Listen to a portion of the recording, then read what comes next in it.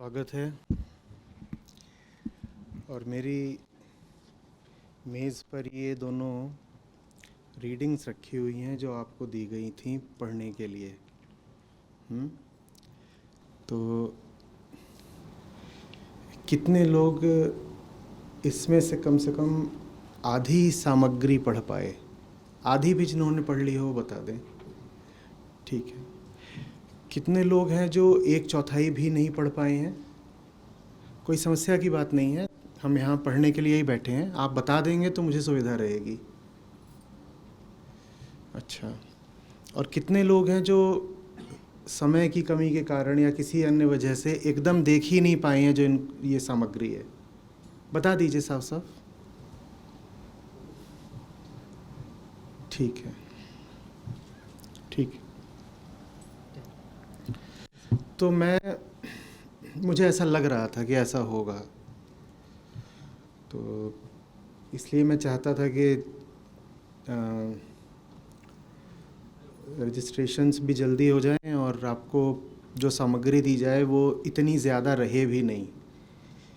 लेकिन इस फॉर्मेट पर अभी पहली बार प्रयोग कर रहे हैं। अगली बार से सामग्री इससे कम रहेगी, क्योंकि मैं देख रहा हूँ ज़्यादातर लोग नहीं पढ़ पाते हैं उतना।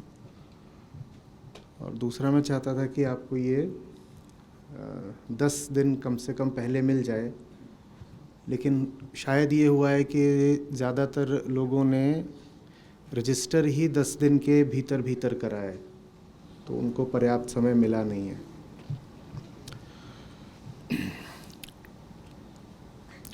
हम ऐसे करते हैं कि जो हमारा विषय है काल, समय, सबसे पहले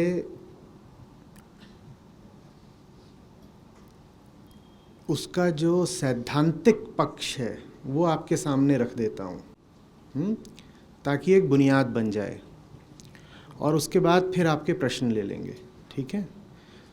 तो जो नहीं भी पढ़ पाए हैं उनको अभी एक आधार मिल जाएगा और फिर वो सवाल उस आधार पर कुछ कर पाएंगे। ठीक है।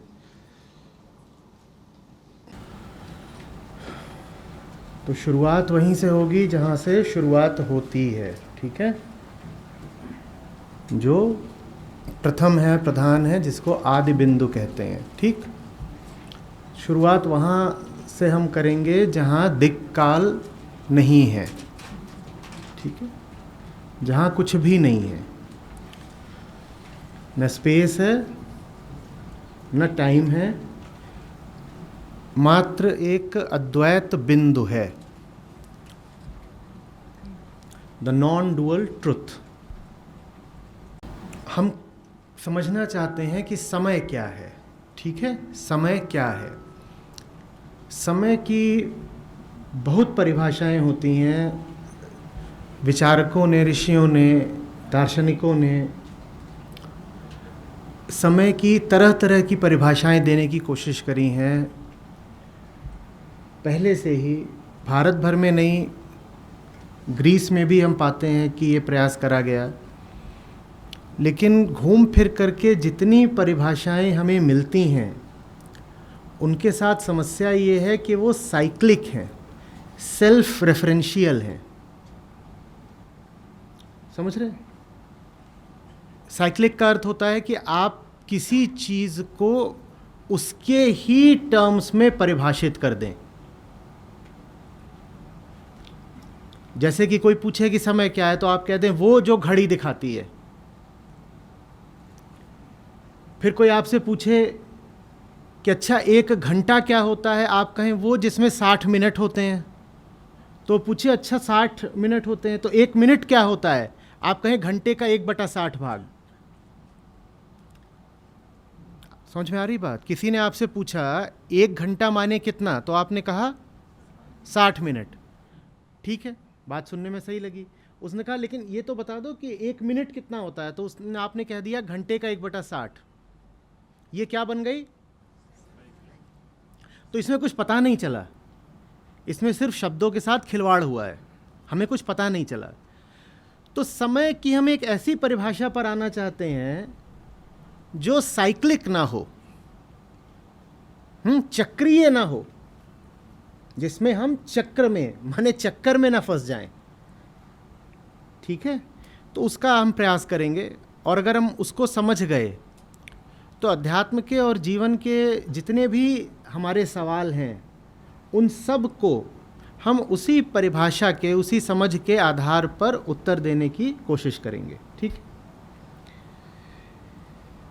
अब अगर हम कह रहे हैं कि समय क्या है, अगर मैंने ये प्रश्न पूछा, हमारे सामने ये है, तो हमें तो दो दिखाई दे रहे हैं, तभी हमें समय का भास हो रहा है ना।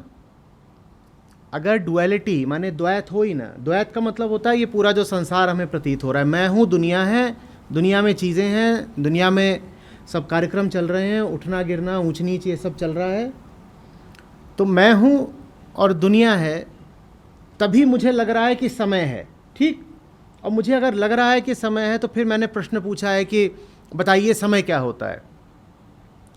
तो जैसे ही हम इसका उत्तर देना शुरू करते हैं कि समय क्या होता है, हमें सबसे पहले द्वैत को स्वीकृति देनी पड़ेगी, ठीक है। तो समय तभी शुरू होता है जब दो बनते हैं, दो ना हो तो समय नहीं है, दो ना हो तो समय नहीं है। तो इस ओरिजिन से सबसे पहले दो बनते हैं, ये नॉन डुअल है, अद्वैत है।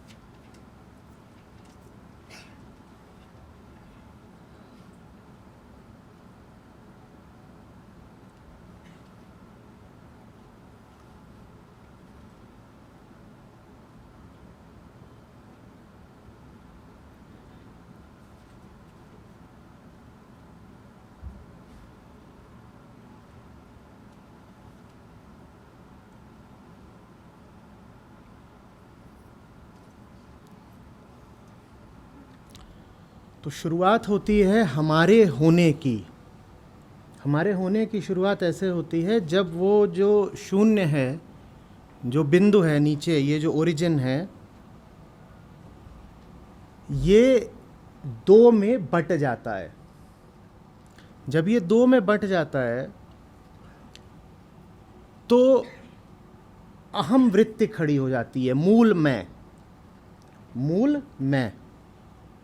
और जब वो खड़ी होती है तो कभी अकेले नहीं खड़ी होती, उसके सामने हमेशा प्रकृति होती है। पर जब तक अभी अहम वृत्ति की बात कर रहे हैं तब तक हम सामने बात करेंगे एक प्राकृत वृत्ति की ही, ठीक है, प्राकृत वृत्ति। ये दोनों सामने आ गए, और इसमें जो अहम वृत्ति है, अगर आपने थोड़ा ध्यान दिया है तो उसका गुण क्या होता है, उसकी पहचान ही क्या होती है। जो अहम वृत्ति होती है उसकी पहचान ही क्या होती है, अपूर्णता, ठीक है ना, अपूर्णता। क्योंकि पूर्ण कहाँ था, पूर्ण तो नीचे बैठा हुआ था, उसी पूर्ण से छिटक करके इस मैं का, अहम का निर्माण हुआ है।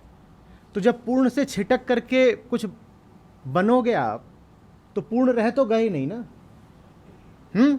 मोटे तौर पे कह सकते हैं पूर्ण के दो टुकड़े हो गए, जो वास्तव में हुए नहीं हैं, वास्तव में नहीं हुए हैं, पर ये जो अहम है इसको लगता है कि हुए हैं। क्योंकि इसको सिर्फ लगता है इसीलिए इसको माया कहा जाता है, कि ऐसा हुआ नहीं है पर तुम्हें तो भाई ऐसा ही लग रहा है कि हुआ है। तो ये जो अहम वृत्ति है इसके सामने ये प्राकृत वृत्ति आती है, और चूंकि ये अपने आप को अपूर्ण समझती है इसलिए इन दोनों में संबंध बनता है, ठीक है। अहम में और प्रकृति में बनता है एक संबंध। वो संबंध क्यों बनता है, ये जो अहम वृत्ति है ये संबंध क्यों बनाती है, ताकि अपूर्ण से हटकर पूर्ण हो सके, वो इसकी कोशिश है, ठीक है ना। लेकिन इस संबंध के फलस्वरूप ये दोनों ही बदल जाते हैं। ये जो संबंध बनता है अहम का प्रकृति से, वो संबंध दोनों को ही बदल देता है। आप अपने साधारण व्यवहारिक जीवन में भी देखते हो कि आपने जब भी किसी से संबंध बनाया, चाहे वो कोई जीव हो चाहे कोई वस्तु हो, संबंध के फलस्वरूप दोनों ही बदल जाते हैं, आप भी और जिससे संबंध बनाया वो विषय भी। ऐसा होता है कि नहीं होता है? होता है कि नहीं होता है? आपके पास एक नया मोबाइल फ़ोन आया, वो अभी पैक्ड है, डब्बे में है, लेकिन अब वो आपके पास आ गया, संबंध बन गया। संबंध बनते ही क्या वो मोबाइल फ़ोन वैसा ही रह जाता है जैसा आपके पास आया था? पहले तो अनपैकिंग हो जाती है, फिर उसमें आप अपनी ऐप्स डाल देते हो, लॉगिन कर लेते हो, ये सारी चीज़ें हो जाती हैं ना, वो बदल दी है।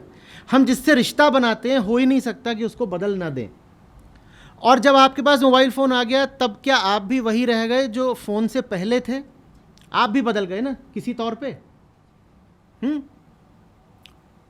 तो इन दोनों का जैसे ही रिश्ता बनता है, उसका परिणाम ये निकलता है कि ये भी बदल गया और ये भी बदल गया। अब हम इसको बोलते हैं अहंकार, और इसको हम अब सीधे सीधे बोलते हैं प्रकृति, ठीक है। ये बदल गए, लेकिन ये बदलने के बाद भी क्या करते हैं? आपस में व्यवहार करते रहते हैं, क्योंकि वही इनकी मजबूरी है। व्यवहार ना करें तो क्या करें? ये I0 पर भी कैसा था? शुरुआत में भी कैसा था ये, और बदलने के बाद भी क्या हुआ? तो बदलने के बाद अब ये जो प्रकृति है, अब उसके दूसरे विषय से या उससे दूसरे तरह संबंध बनाएगा, लेकिन नतीजा वही ढाक के तीन पात, वो रहेगा अपूर्ण का अपूर्ण ही।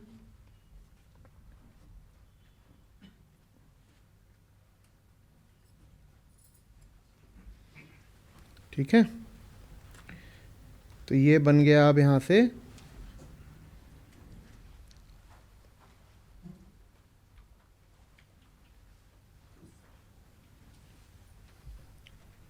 आ रही बात समझ में?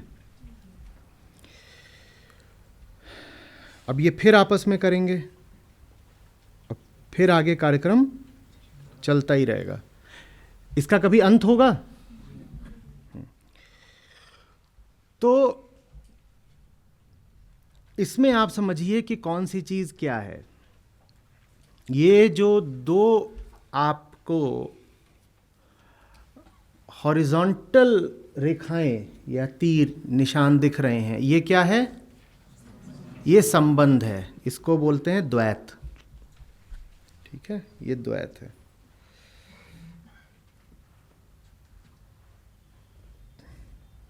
और इनमें आपस में संबंध अगर हॉरिजॉन्टली हो रहा है तो उसका परिणाम क्या निकल रहा है? परिणाम हम बिल्कुल एक दूसरे एक्सिस पर ही डिनोट कर रहे हैं, वर्टिकल। उसको बोलते हैं समय।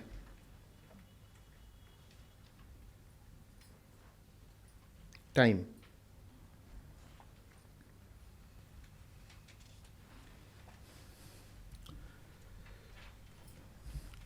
तो समय क्या हुआ फिर? आपसे कोई पूछे कि इसको देख के बताओ समय क्या है, तो आप क्या कहेंगे?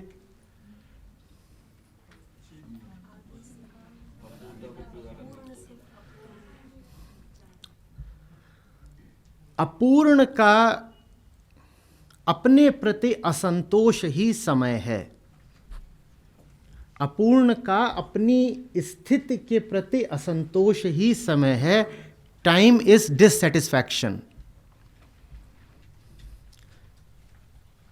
चूंकि ये जो अपूर्ण है, जिसको हम यहां पर आई से संबोधित कर रहे हैं, ये अपनी स्थिति से तृप्त नहीं है, इसलिए ये बदलेगा।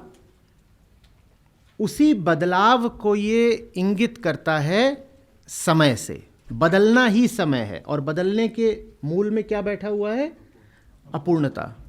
तो अपूर्णता ही समय है, असंतोष ही समय है, बदलाव ही समय है।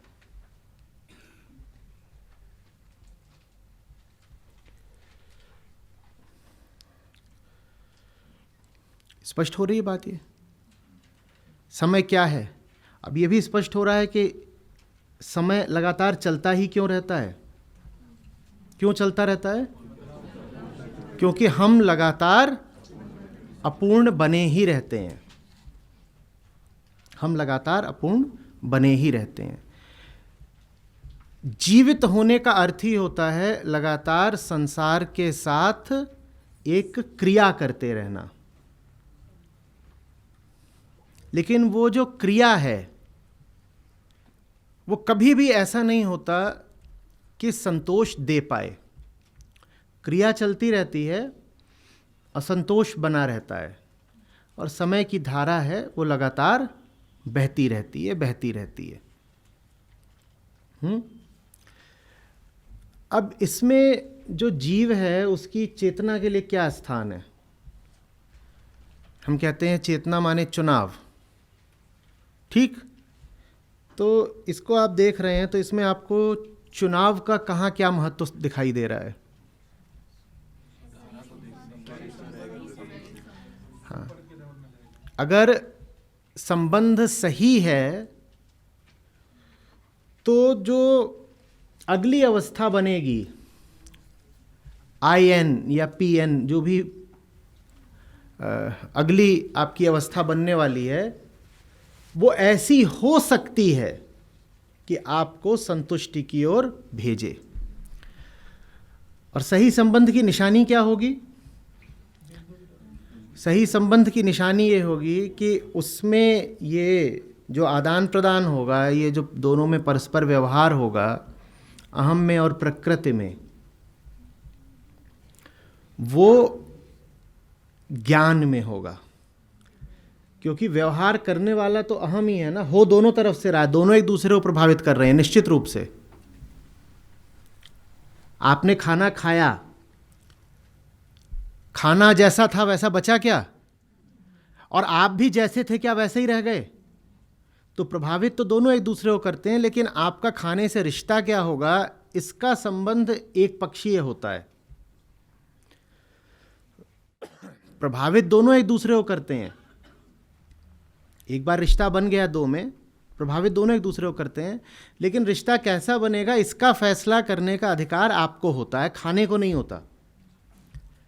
आप कहते हैं आपको बहुत सारा खाना है तो भोजन इनकार नहीं करेगा, और आप कहते हैं कि आज मुझे भोजन करना ही नहीं है तो भोजन अपमान नहीं मानेगा। समझ पा रही बात? तो ये जो दोनों में रिश्ता है, जब वो ज्ञान के साथ बनता है, और ज्ञान माने क्या? आत्मज्ञान, कि मैं कौन हूं और इसलिए मुझे प्रकृति से क्या संबंध बनाना है। जब वो ज्ञान के साथ बनता है तो जो बदलाव होता है वो फिर ऐसा होता है जिसमें संतोष की, तृप्ति की संभावना ज़्यादा रहती है। और उस बदलाव में हमेशा ऐसा होगा कि ये देखिए, गड़बड़ तभी शुरू ही हुई थी जब ये फासला बना था। किन दो में? प्रकृति में और अहम में जब फासला बना था ना, तभी गड़बड़ शुरू हुई थी। तो सार्थक बदलाव निश्चित रूप से वही होगा जिसमें ये फासला, अब फासला कम होने का क्या मतलब होगा? फासला कम होने का क्या मतलब होगा? अरे वो ठीक है, बात बिल्कुल ठीक है, पर उसको एकदम ज़मीनी तौर पे बताइए। हमारा उद्देश्य ये है ना कि व्यवहारिक परिवर्तन आए कुछ। फासला कम होने का मतलब होगा कि जब आप कहते हो कि इधर आई है अहम, तो अहम अपने आप को बोलता है चैतन्य, मैं तो चैतन्य हूँ, कॉन्शियस हूँ, और उधर सामने जो कुछ होता है उसको क्या बोलता है? वो तो जड़ है। तो दोनों में फासला तभी कम हो सकता है जब दोनों की ये जो अलग अलग परिभाषाएं हैं ये अलग अलग ना रहें, एक हो जाएं। आकर्षण इसीलिए होता है क्योंकि दोनों एक दूसरे से अलग अलग प्रतीत होते हैं ना। मैं कहता हूं मैं हूं चैतन्य और वो है जड़, या मैं जीव हूं और वो है जगत, तो दोनों को अलग अलग जब तक मानोगे तब तक आकर्षण रहेगा, और जब तक आकर्षण रहेगा तब तक आपस में जो व्यवहार और संबंध बनेगा वो तृप्ति नहीं देने वाला। तो दोनों में फासला कम सिर्फ किस शर्त पर हो सकता है?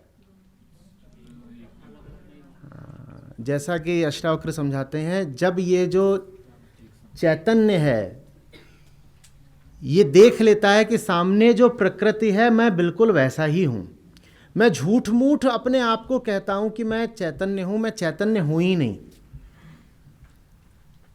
जैसे बाहर प्रकृति में तमाम तरह की क्रियाएं चल रही हैं, गुण आधारित, गुणधर्म आधारित, उसी तरीके से इधर भी वही सब प्रक्रियाएं चल रही हैं। बस मैंने झूठ मूठ उनको कह दिया है कि वहां मैं हूं, मैं कुछ नहीं है, बस प्रक्रियाएं हैं। अब ये जो पी है उसमें तो प्रक्रियाएं ही होती हैं ना सारी प्रकृति में। पानी बह रहा है, आग जल रही है, सब अपने अपने गुणधर्म का पालन कर रहे हैं, तो वहां तो प्रक्रियाएं ही होती हैं। उन प्रक्रियाओं से हट करके जो जो जो जो व्यूइंग कॉन्शियसनेस होती है, जो जीव देख रहा है इस पूरी दुनिया को, वो कहता है वो सब प्रक्रियाएं हैं, मैकेनिकल हैं, यंत्रवत हैं, तयशुदा हैं। लेकिन मैं तो साहब फैसला करता हूं। तो या तो ये दिखने लग जाए कि आप जो फैसले वगैरह करते हो वो भी बस पानी के बहने जैसे हैं, प्रकृति के नियमों द्वारा संचालित। पानी बह रहा है, क्या वो ग्रेविटेशन, गुरुत्वाकर्षण का उल्लंघन कर सकता है? नहीं। क्या वो फ्लूइड डायनेमिक्स का उल्लंघन कर सकता है? नहीं। अगर कहीं से पानी की एक धार चली है और आगे जितने तरीके की कंडीशंस होनी है वो सब आपको बता दी जाएं, तो अगले 1 साल में पूरे उस धार का क्या होगा ये आप अभी बैठ करके निर्धारित कर सकते हो, क्योंकि धार के पास वास्तव में कोई चुनाव की शक्ति है ही नहीं। वो तो जैसी स्थितियां होंगी उस हिसाब से बह चलेगी। ठीक है ना? जब हमें ये देखने लग जाए कि हम भी जो कुछ करते हैं वो भी सब हमारे रसायनों और शरीर द्वारा ही, जो हमारा पूरा जैविक और मानसिक सामाजिक संस्कार है उसके द्वारा ही निर्धारित हो रहा है, उसमें मुक्त चुनाव, मुक्तेच्छा, फ्री विल कहीं पर है ही नहीं, तब इन दोनों में फासला कम हो जाता है। क्योंकि तो आप कहते हो भाई जैसा तू है वैसा ही, तो इसे खंभा खड़ा है क्योंकि उसको खड़े होने को बोल दिया गया है। जिस दिन कोई इंसान ये देख लेता है कि वो भी खंभा ही है,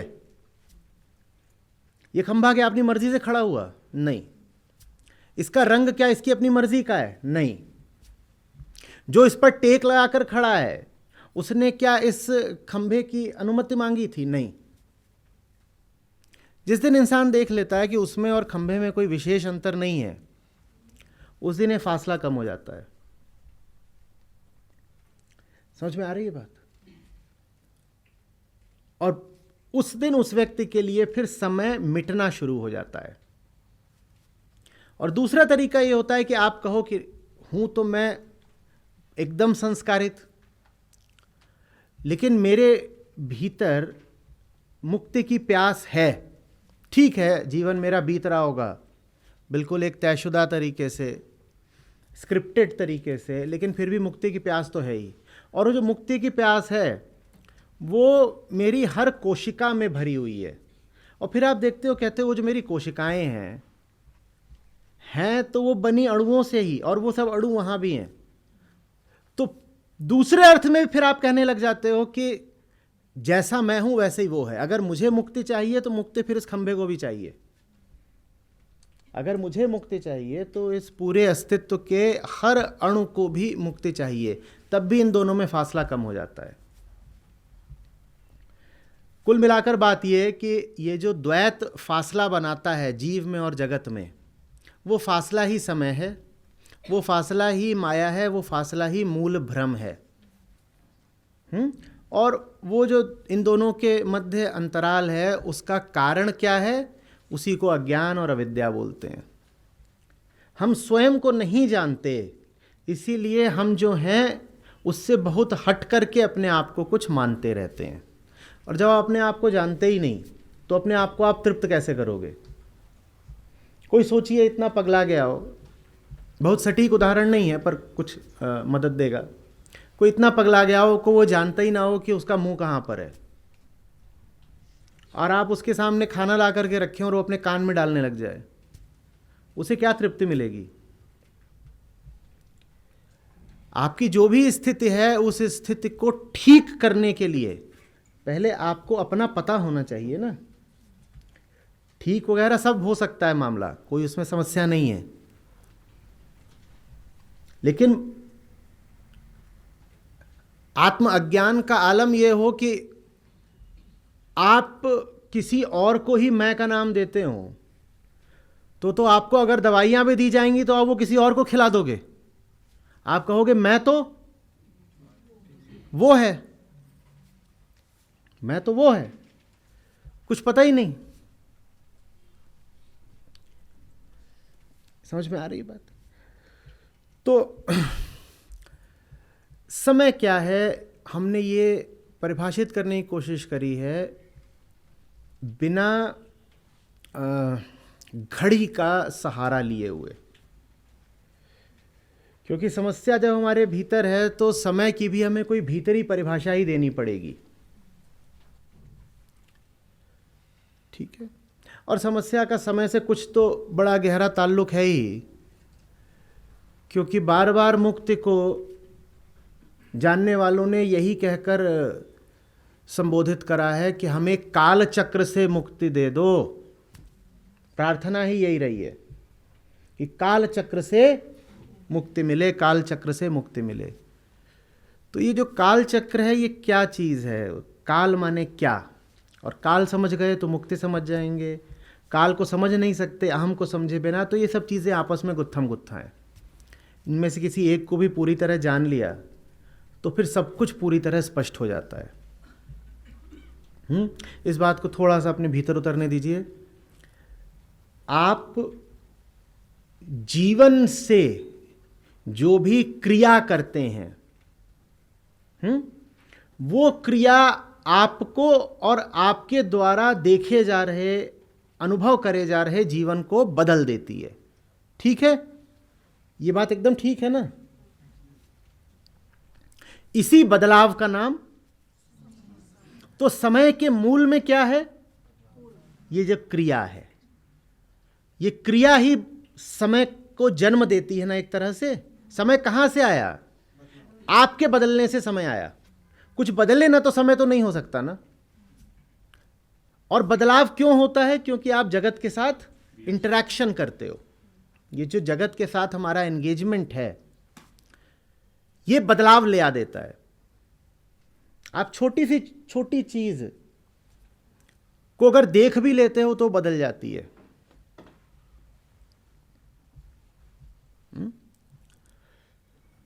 फिजिक्स सब प्रमाण घोषित कर चुकी है कि सब एटॉमिक लेवल पर तो संभव ही नहीं है किसी भी फिनोमिना को देखना बिना उसमें इंटरफियर करे।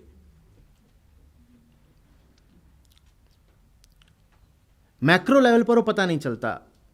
मैक्रो माने बड़े स्तर पर। बड़े स्तर पर आप दीवार को देखें, ज़मीन को देखें, मेज़ को देखें, तो आपको ऐसा कोई प्रमाण मिलता नहीं कि आपके देखने भर से जो देखी हुई चीज़ है वो बदल गई। ऐसा कोई प्रमाण मिलता नहीं। लेकिन जब आप एकदम बारीक तल पर उतरते हैं, एकदम सूक्ष्मतम तल पर उतरते हैं, ठीक है, जहां पर डिस्टेंसेस नैनोमीटर से भी और छोटे होते जाते हैं, और वहां पर आप जो घटनाएं घट रही हैं, घटना माने फिनोमिना, वहां पर जो घटनाएं घट रही हैं आप उन्हें ऑब्जर्व करने की कोशिश करते हैं तो आपको बड़ी अड़चन आ जाती है। वैज्ञानिकों को अड़चन ये आई है कि वहां पर जैसे ही घटना को देखते हो, घटना बदल गई देखने भर से। वही बात हम यहां पर आपसे कह रहे हैं कि आप जिस भी चीज से जरा सा भी इंटरैक्शन कर लेते हो वो चीज वो स्वयं भी बदल जाती है और आप भी बदल जाते हो। इसी बदलाव का क्या नाम है? समझ में आ गई बात? वो ऐसे आगे बढ़ा, उतने में आपने कुछ कर डाला है। घड़ी का कांटा जरा सा आगे बढ़ा, उतने में आपने कुछ कर डाला है। वो जो आपने कुछ कर डाला है वही घड़ी की टिक टिक है। बात समझ में आ रही है? जो आपने कुछ कर डाला है वही घड़ी की टिक टिक है। अब ये दोनों बदलते हैं, बदलते ये दोनों हैं। मैं भी बदलता हूं, प्रकृति को मैंने छुआ, उससे वो बदल गई, और मैंने उसको छुआ इसलिए मैं भी बदल गया। अनुभव जो है वो जो अनुभव्य वस्तु है और जो अनुभोक्ता है वो दोनों को ही बदल देता है। लेकिन दोनों अपने अपने गुणधर्म से बदलते हैं, दोनों अपने अपने तरीके से बदलते हैं। समझ में आ रही बात? दोनों के बदलने के नियम अलग अलग हैं। प्रकृति बदलती है अपने नियम के हिसाब से, समझिएगा, प्रकृति बदलती है अपने नियम के हिसाब से और अहम बदलता है अपनी नीयत के हिसाब से। प्रकृति बदलती है अपने नियम के हिसाब से और अहम बदलता है अपनी नीयत के हिसाब से।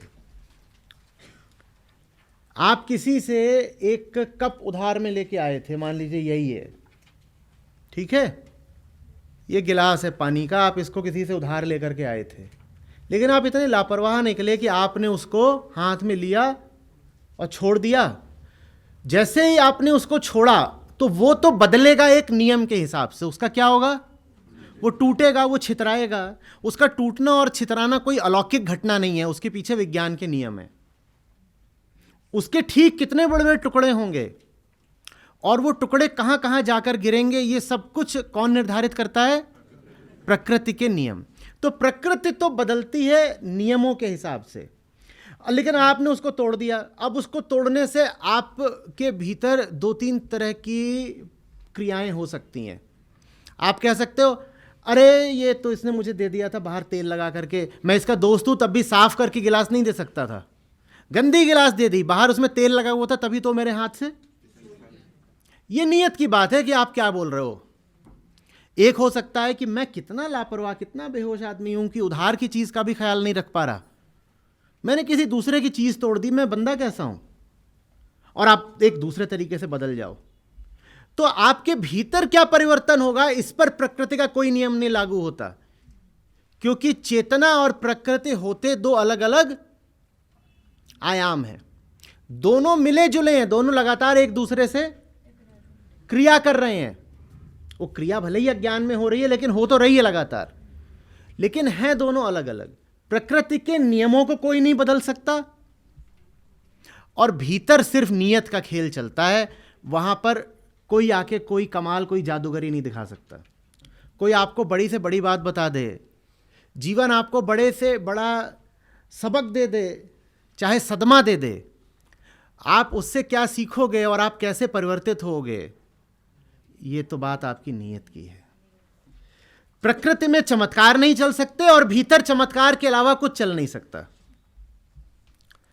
बाहर की दुनिया में कहीं कोई जादू टोना, कोई चमत्कार नहीं हो सकता। ग्लास अगर यहां से गिरा है तो गिराया होगा किसी महात्मा तपस्वी, किसी ने गिराया होगा। ऐसा नहीं है कि वो गिरेगा और आधे रास्ते में रुक जाएगा, कि एक दैवीय हाथ आया और उसने रोक दिया कि देखो भाई, ये तो फलाने महात्मा जी द्वारा गिराया गया गिलास है, ये टूटना नहीं चाहिए, धर्म की बड़ी बदनामी होगी। ऐसा कुछ नहीं है। कोई भी गिराएगा, गिलास गिरेगा और वैसे ही टूटेगा जैसे उसे टूटना है।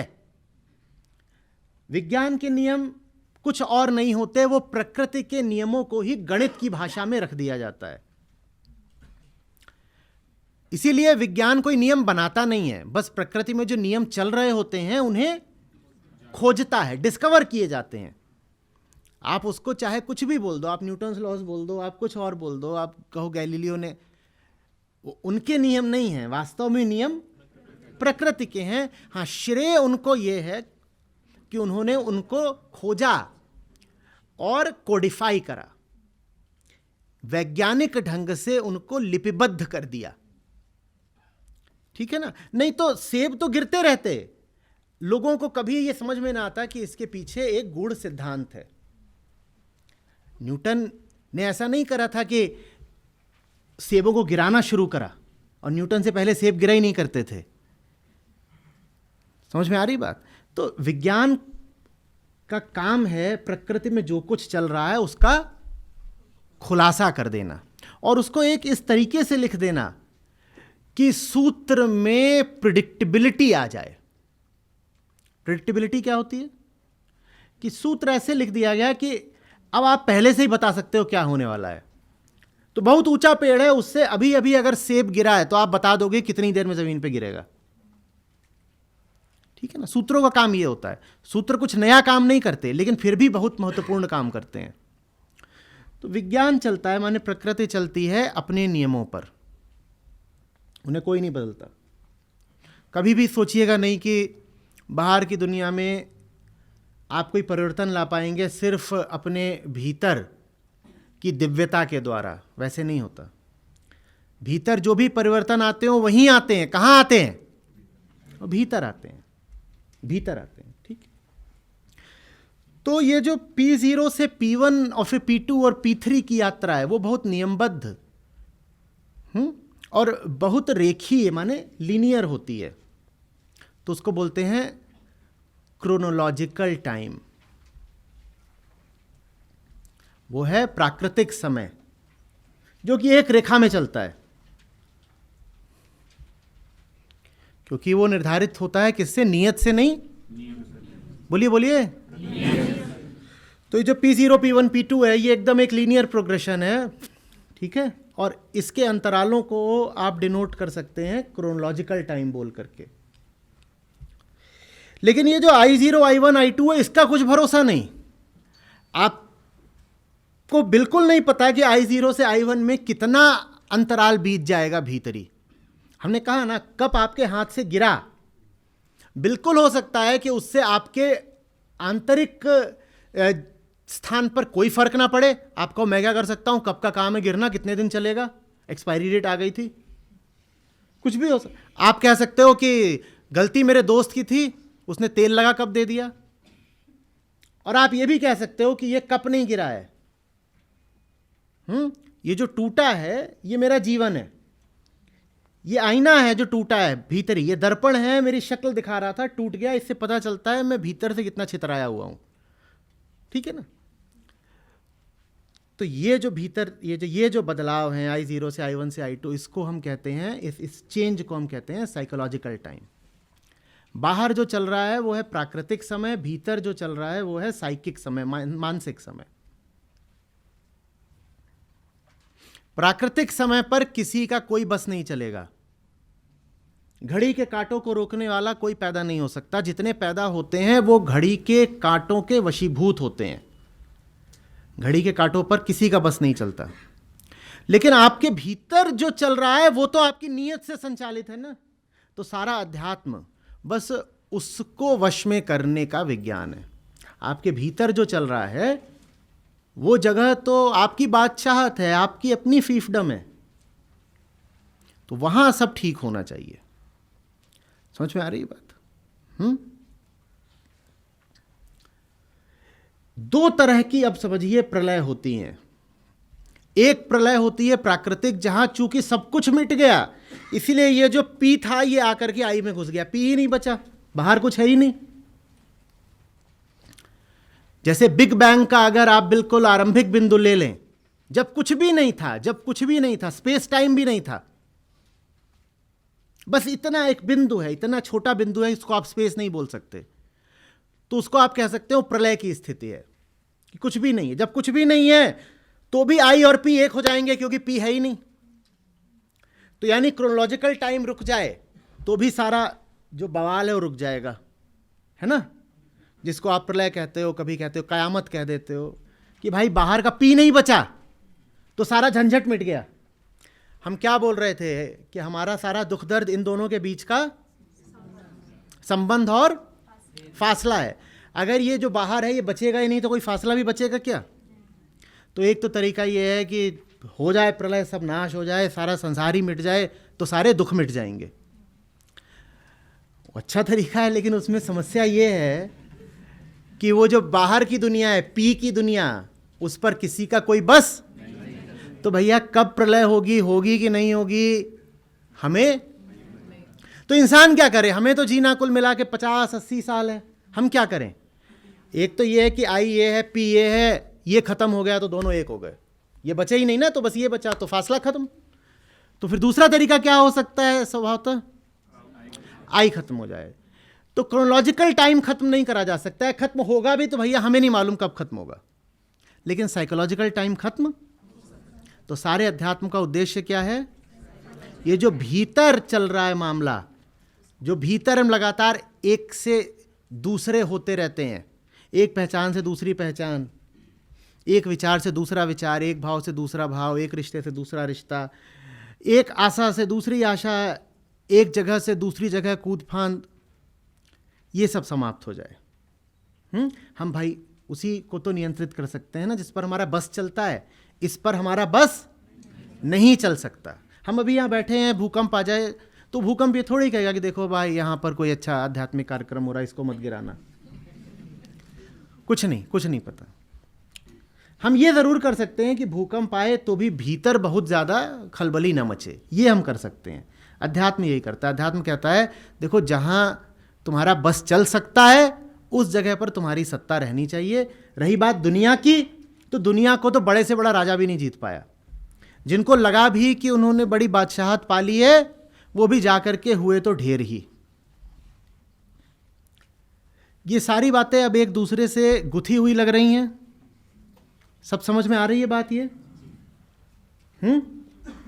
जिनको नहीं समझ में आ रहा था उनको थोड़ा समझ में आना शुरू हो रहा है। मैं बार बार पूछता रहूंगा। ये स्पष्ट हो रही हैं चीजें?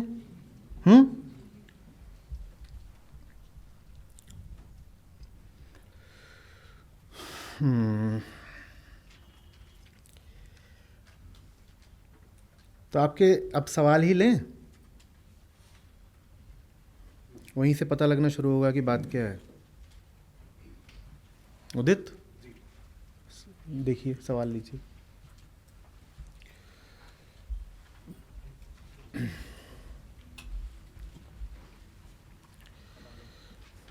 रुकिए, पहले मैं सवाल बाद में लूँगा, पहले मैं परीक्षा लूँगा। सबको अलग अलग तरीके से बताना है, अलग अलग शब्द से, ठीक है? टाइम इज और उसके आगे क्या है? ऐसे ब्लैंक, खाली स्थान। तो आपको खाली स्थान भरना है, ठीक है? किसी की ओर भी इशारा करके कहूँगा भरो, और एक नए शब्द से भरना होगा। जी, टाइम इज, कुछ भी बोलिए। इतना बड़ा नहीं। क्या होता है ना, इतने मोटे मोटे जब पुथे होते हैं तो उनसे ज्ञान पता नहीं मिलता है कि नहीं मिलता है, उनमें अज्ञान छुप जाता है। जगह जितनी बड़ी होगी वहाँ छुपने की जगह उतनी ज़्यादा हो जाती है ना। तो आप किसी बात को समझे हैं कि नहीं समझे हैं, ये जानने के लिए एक सूत्र पकड़ लीजिए।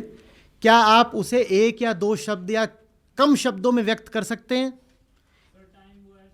रुकिए, मैं पकड़ूंगा, ऐसे थोड़े, अपनी पसंद का। और एकदम सरल से सरल भाषा में अगर आप बता सकते हैं तो आप समझ गए हैं। एकदम जमीन की भाषा में अगर आप किसी चीज को व्यक्त कर सकते हैं तो आप समझ गए हैं, ठीक है? हाँ जी, जी, टाइम इज, ठीक है, टाइम इज चेंज, ठीक है, ऐसे बस कोई ये भी याद रख ले तो बहुत हो गया। हाथ तो उठाइए भी, तो मैं उनको पकड़ूंगा जो हाथ नहीं उठाएंगे। जी, पीछे से कोई बोले टाइम इज, अब चेंज जा चुका है, अब कुछ और, कोई से और शब्द का बताइए। अभी थॉट कैसे आ गया? थॉट पे तो अभी हम आए ही नहीं थे, वो तो पूरा एक नया मुद्दा है कि विचार क्या होता है। जो बदलता है उसे समय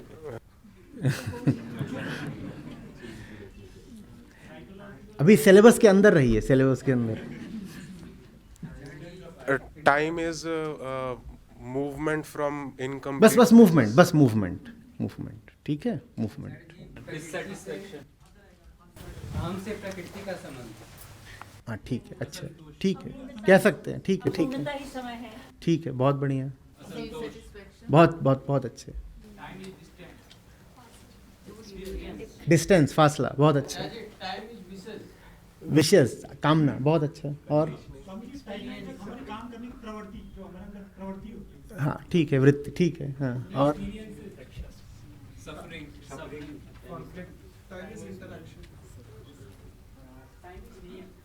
टाइम इज, बहुत बढ़िया, बहुत सुंदर।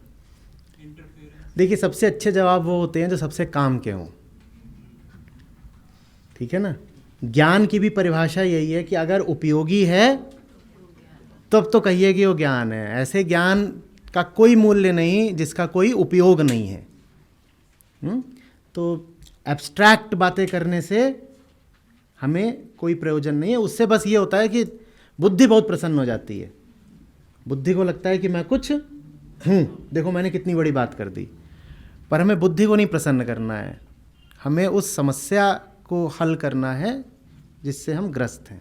और समस्या है अतृप्ति की, ठीक है। आंतरिक यात्रा, टाइम, हाँ, आप साइकोलॉजिकल टाइम का बात कर रही हैं, हाँ ठीक, हाँ ठीक ठीक, सर इंटरडिपेंडेंस, बहुत अच्छे।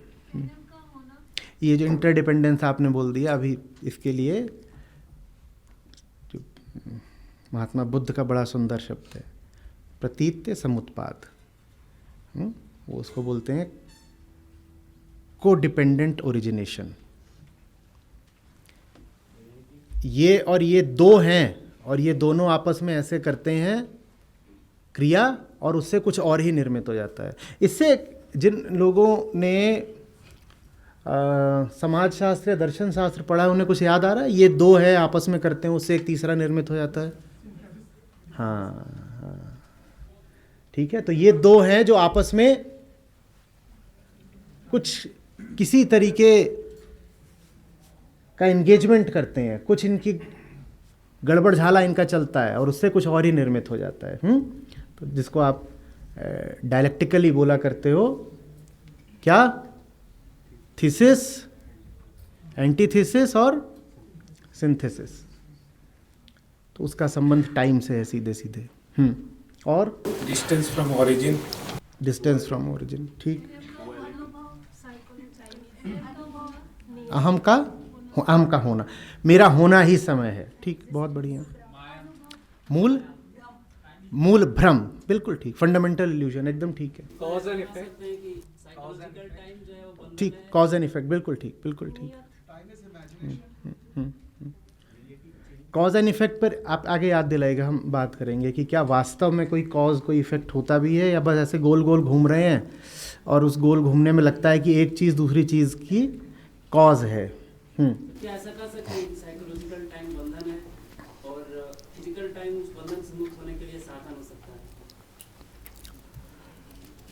हाँ, साधन तो हमेशा प्रकृति ही होती है। हाँ, उसी तो चीज़ हाँ, ठीक ठीक ठीक। हाँ, बोलिए पीछे से बोलिए, आप बोल दीजिए। द प्रोसेस ऑफ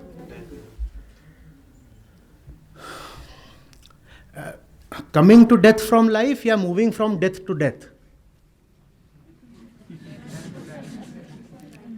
है ना। तो टाइम दोनों चीज़ें हो सकता है, तीनों हो सकता है, from life to death, from death to death, और फ्रॉम डेथ टू लाइफ।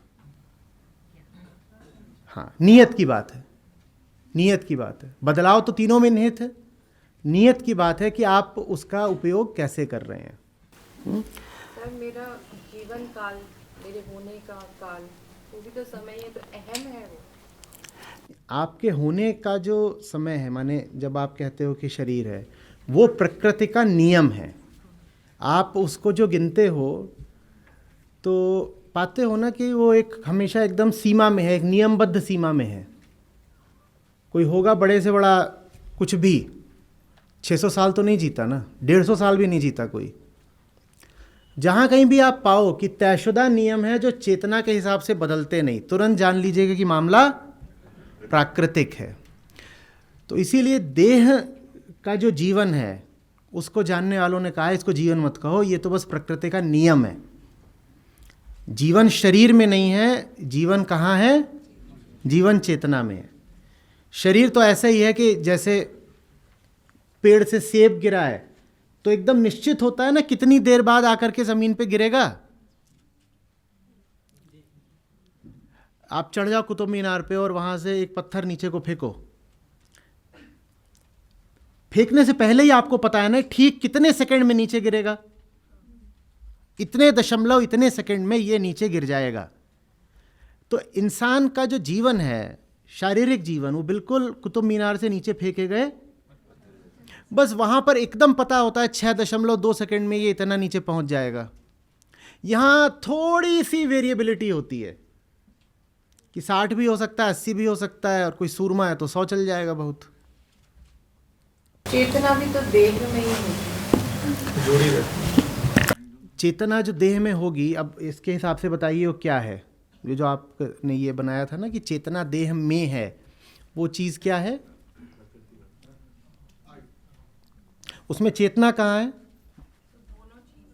हाँ हाँ हाँ हाँ, उसमें चेतना कहाँ है? 2 हिस्से हमने बनाए हैं ना, 2 खड़े हिस्से। उन 2 खड़े हिस्सों में चेतना वाला कौन सा है और देह वाला कौन सा है? तो चेतना देह में है, ये उनका आपस का गड़बड़ झाला है, ये आपस का गड़बड़ झाला है।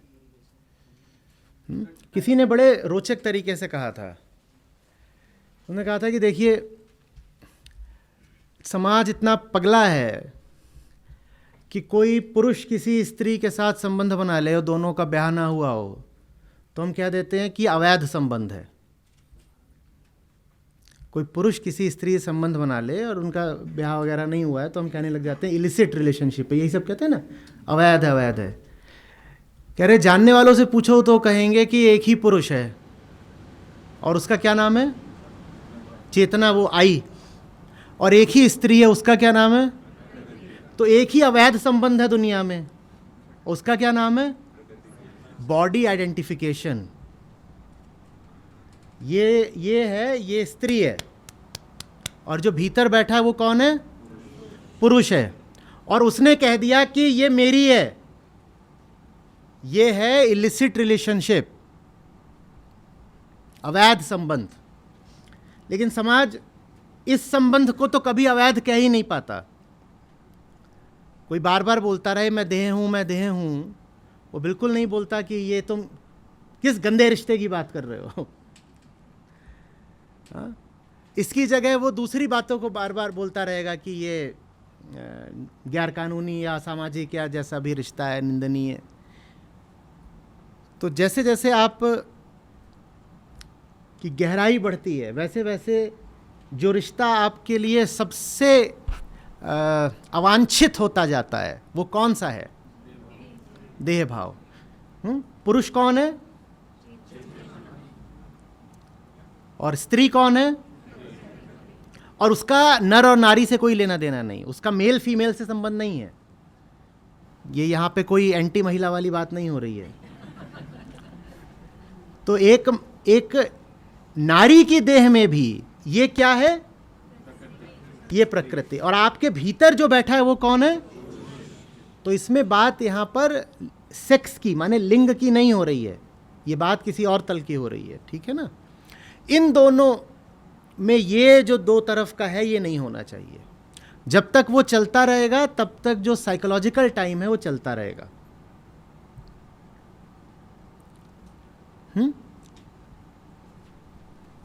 और सरल से कॉम्प्लिकेटेड हो जाना ये भी तो बहुत बढ़िया। इसमें इस पूरे चित्र में आपको सरल कहाँ दिख रहा है? किसको बोलेंगे सरल? बहुत बढ़िया, बहुत अच्छे। तो सरलता सिर्फ एक जगह पाई जाती है, वहाँ पहुँच जाओ। जब तक वहाँ नहीं हो तब तक सरल नहीं हो। तो ये सब बहुत सामान्यतः प्रयुक्त शब्द हैं, जैसे सरलता। इनके अर्थ नए हो जाते हैं जैसे जैसे आप नए होते जाते हैं। तो सरलता माने ये नहीं होता कि कोई बुद्धू ही है तो आपने कह दिया सरल है, या कि कोई अभी बच्चा है तो आपने कह दिया कि वो सरल है। बच्चा नहीं सरल होता। सरल होने के लिए बड़ी मेहनत करनी पड़ती है। आपको क्या करना है कि रीडिंग में जो कुछ भी था आपको उसको अब इस मॉडल पर परख कर देखना है, क्योंकि इसी बात को जानने वालों ने न जाने कितने तरीकों से कहा है। और ये आपको जो रीडिंग दी गई है ये बहुत बहुत गाढ़ी है, ठीक है। दुनिया भर की विजडम इनमें आपके सामने रख दी गई है। आप उसमें भटक सकते हैं लेकिन नहीं भटकेंगे अगर आप पा लें कि जो भी उसमें कहा जा रहा है वो है बस इतना ही। यही बात बहुत अलग अलग तरीके से कभी संस्कृत में, कभी अंग्रेजी में, कभी अवधी में आपके सामने रख दी जा रही है। आचार्य जी प्रणाम। मेरा प्रश्न जो है आचार्य जी वो कृष्ण मूर्ति जी के एक कथन से है। उन्होंने कहा है कि there is a tomorrow chronologically but there is no psychological tomorrow. If there is no tomorrow there is a tremendous revolution inwardly. कृपया इसका अर्थ बताइए। आप ही लोग बता देंगे। आप में से कोई अगर चाहे तो इसका उत्तर देने के लिए वॉलंटियर कर सकता है, क्योंकि हम इसका पूरा अभी चर्चा कर चुके हैं। इन्होंने कहा कि कृष्णमूर्ति जी कहते हैं कि निश्चित रूप से क्रोनोलॉजिकली एक कल है, टुमारो है। There is definitely a chronological tomorrow, but if there can be a revolution within, there will be no psychological tomorrow. कुछ यही है, उसको फिर से पढ़ दीजिए। There is a tomorrow chronologically, but there is no psychological tomorrow. If there is no tomorrow, there is a tremendous revolution inwardly. Inwardly. कौन volunteer करेगा इसके बारे में 1 मिनट बोलने को? बस 1 मिनट। इधर ये किसी को भी दे दीजिए, कई लोगों ने हाथ उठाए हैं। जब हम क्रोनोलॉजिकली टुमारो की बात कर रहे हैं तब हम पी के एक्सिस में हैं। हाँ प्रकृति में कल आएगा। हाँ जब इनवर्ड रिवोल्यूशन होता है तो मैं कंप्लीट हो जाता हूँ और फिर आई ओरिजिन की तरफ जाता है और फिर वहाँ पे साइकोलॉजिकल टुमारो की ज़रूरत ठीक कहा ना इन्होंने, बिल्कुल। और ये जो बात इन्होंने कही, अगर ये बस इसी को पकड़ लें तो उसके बाद कुछ बचता है। सारे ग्रंथों का सार ये जो बात कही है इसमें समा गया है। अब समस्या ये नहीं होगी कि आपने कुछ पढ़ा नहीं है। पढ़ने से कुल मिलाकर के जो एक बूंद निकलनी है, उसको आप गाढ़ा अमृत बोल दो, वो तो इसमें है। अब आगे बात ज्ञान की नहीं होगी, बात अभ्यास की होगी, क्योंकि यहाँ पर एक माहौल है, उसमें ये बात स्पष्ट हो गई। आपको हुई है, बहुत और लोगों को भी हुई होगी। हम इस बात को जी नहीं पाएंगे। ये बात यहाँ स्पष्ट हुई है, पर वो स्पष्टता खो जाएगी, हमेशा के लिए नहीं खोएगी। फिर दोबारा अच्छा माहौल मिलेगा तो वो स्पष्टता वापस आ जाएगी। लेकिन ऐसे क्या मज़ा है? ऐसे क्या मज़ा है? ऐसे कुछ मज़ा है क्या? हाँ, मज़ा तो तब है ना कि जब माहौल बिल्कुल विपरीत हो। और माहौल माने क्या? उस पे देखिए, माहौल माने सिर्फ प्रकृति नहीं होता। ये माहौल का संबंध प्रकृति से तो है, पर प्रकृति से ज़्यादा आपकी नीयत से है। वेदांत आपको बार बार पकड़ेगा और बोलेगा कुछ और मत कहना, बस अपनी, क्योंकि पूरी शुरुआत ही बदनीयती से है। मूलभूत बदनीयती क्या दिखाई थी हमने? मूल बदनीयती क्या थी? वो जो नीचे करा है, एकदम नीचे क्या करा है? शून्य के बना दिए। इससे कुछ ज्यादा गलत बात होगी? वही शून्य के जो 2 बना दिए, उसी को आप किन किन नामों से संबोधित कर सकते हो? उसको आप कह सकते हो वियोग है। वो वियोग, वही वियोग है।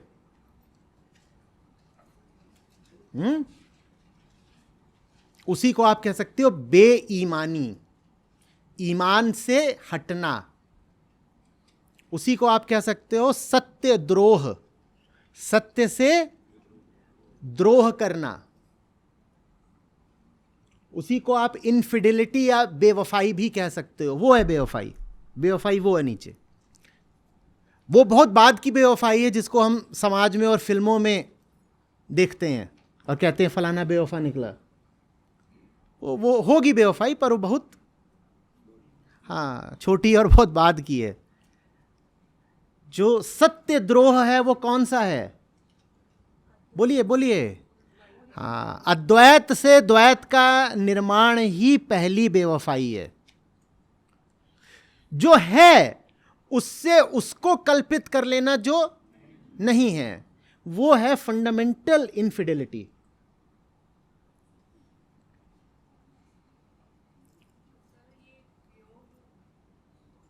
ले लीजिए। ये बहुत काम की चर्चा है, सब तक पहुंचे ना तो रिकॉर्ड हो जाए तो अच्छा है। आपके मन में इन 2 दिनों में जितनी भी आध्यात्मिक टर्म्स होंगी उनको इस मॉडल के साथ इंटीग्रेट कर दीजिए, संयुक्त कर दीजिए। मामला बिखरा हुआ नहीं होना चाहिए। हाँ, अध्यात्म की दुनिया में जो कुछ भी होता है वो इस स्क्रीन पर उतर आना चाहिए।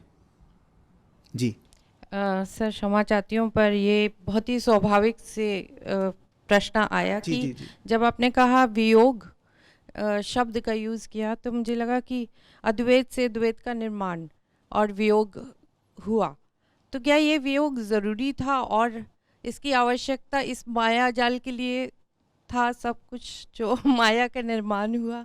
नहीं, किसके लिए ज़रूरी था और हुआ भी किसके लिए है? सचमुच तो हुआ नहीं है, हाँ, तो अहम के लिए। अहम के लिए। अब वो तो अहम ही बोलेगा अपनी नीयत के अनुसार कि ज़रूरी था कि नहीं था।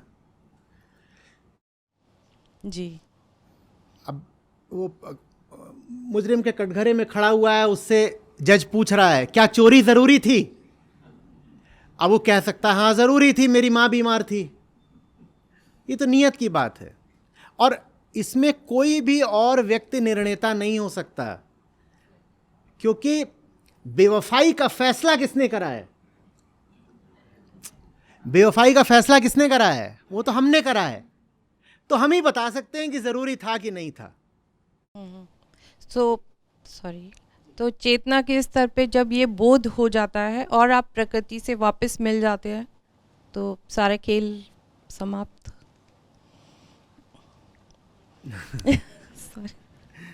काश कि इतना आसान होता। जी, आपने कुछ गलत नहीं कहा है, पर ठीक। Thank you. प्रणाम आचार्य जी। सर, इस रीडिंग से पहले हमने आपकी बुक पढ़ी थी आध्यात्मिक भ्रांतियाँ। वो बुक पढ़ते पढ़ते ही काफ़ी चीज़ें पता चली, काफ़ी कुछ टूट गया। और उसके बाद इस रीडिंग जो भेजी आप लोगों ने, आप संस्था का ये बहुत अच्छी पहल थी। नहीं तो शिविर में आने से पहले हम लोग दूसरी तरह की तैयारियां करते होते थे, पर अभी इस बार ऐसे लग रहा था कि हम लोग we will be part of one workshop, तो और अच्छी तरह से पढ़े। आचार्य जी, मेरा पहला प्रश्न जेके की रीडिंग से है, जिसमें उन्होंने पास्ट, प्रेजेंट और फ्यूचर के बारे में बताया है कि हमारा जो प्रेजेंट होता है दैट कम्स फ्रॉम पास्ट, और ग्रेजुअली जो फ्यूचर भी होता है वो भी हमारे प्रेजेंट से ही होता है। तो ये एक साइक्लिक वे में ही चलता रहता है and then we reach nowhere. So ये जो साइकिल है, इसको सर हम लोगों को कैसे ब्रेक करना चाहिए कि we can have better future, और ना कि इसी साइकिल में, जैसे हम लोग बोलते हैं, काल चक्र में रह जाए। आपने एकदम बहुत महत्वपूर्ण लेकिन एकदम नया मुद्दा खोल दिया। हम इसको ले लेते हैं, बैठिए। अब हम चूँकि काल की बात कर रहे हैं, इसीलिए मुद्दा खुल गया है अतीत और भविष्य का, और उसमें एक बड़ा अहम प्रश्न खड़ा हुआ है कि वर्तमान क्या होता है, ये वर्तमान क्या चीज़ है।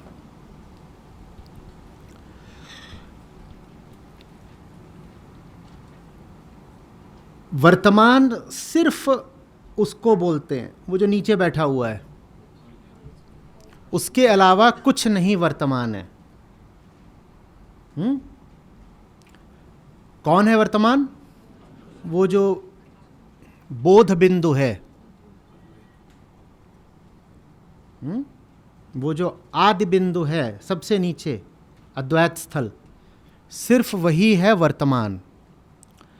और ये जो पूरी धारा चल रही है, जिसमें तीर का निशान है ऊपर ऊपर ऊपर ऊपर ऊपर ऊपर, इसमें सिर्फ और सिर्फ भूत और भविष्य होते हैं, वर्तमान नहीं होता। तो सबसे पहले तो हमें अपने मन से ये बात निकालनी पड़ेगी कि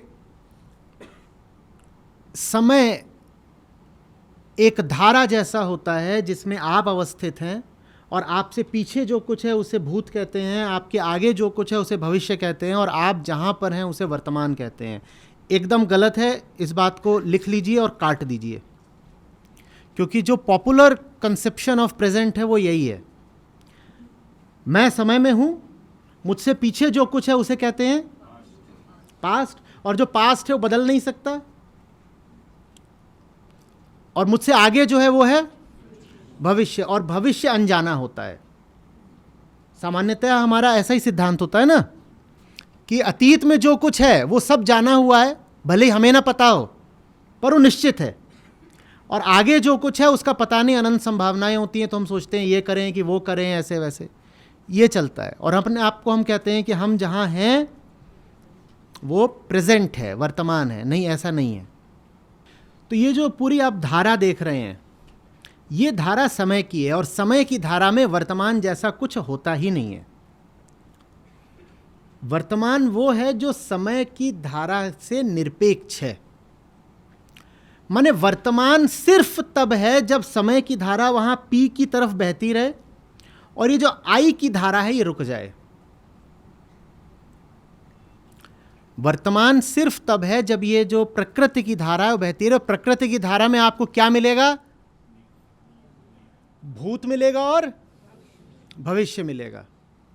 भूत मिलेगा और भविष्य मिलेगा, वो प्रकृति की धारा है। वर्तमान तब है जब आप रुक गए हैं और उस धारा को देख रहे हैं, उसे कहते हैं वर्तमान में होना। भूत और भविष्य और पूरा काल आपके सामने से बह रहा है, आपको उससे संबंध रखने की, अपूर्णता का संबंध रखने की कोई ज़रूरत नहीं है। उसको कहते हैं वर्तमान, वो है प्रेजेंट। प्रेजेंट ऐसा नहीं है कि अभी बोलें कि आपसे कोई पूछे what is the time presently, हम जिस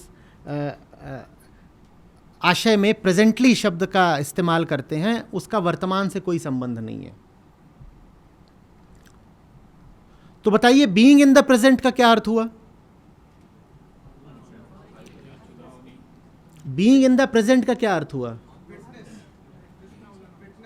बीइंग इन द प्रेजेंट का मतलब हुआ नीचे है प्रेजेंट, वहां होना। ये जो आई एक्सिस है इससे बाहर होना। तो बीइंग इन द प्रेजेंट का अर्थ ये नहीं है कि इस मोमेंट में रहो। बीइंग इन द प्रेजेंट का अर्थ हुआ बीइंग इन द ट्रुथ। ये लिख लीजिए, being in the present is not equal to being in the moment. Being in the present is not equal to being in the moment. Being in the present equals being in the non dual truth.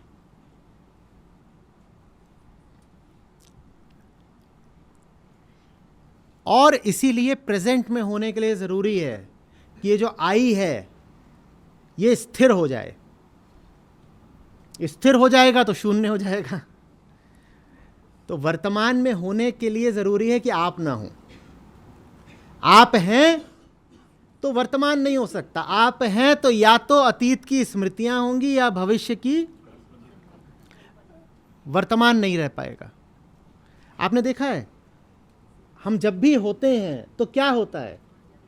या तो अतीत होता है या भविष्य होता है।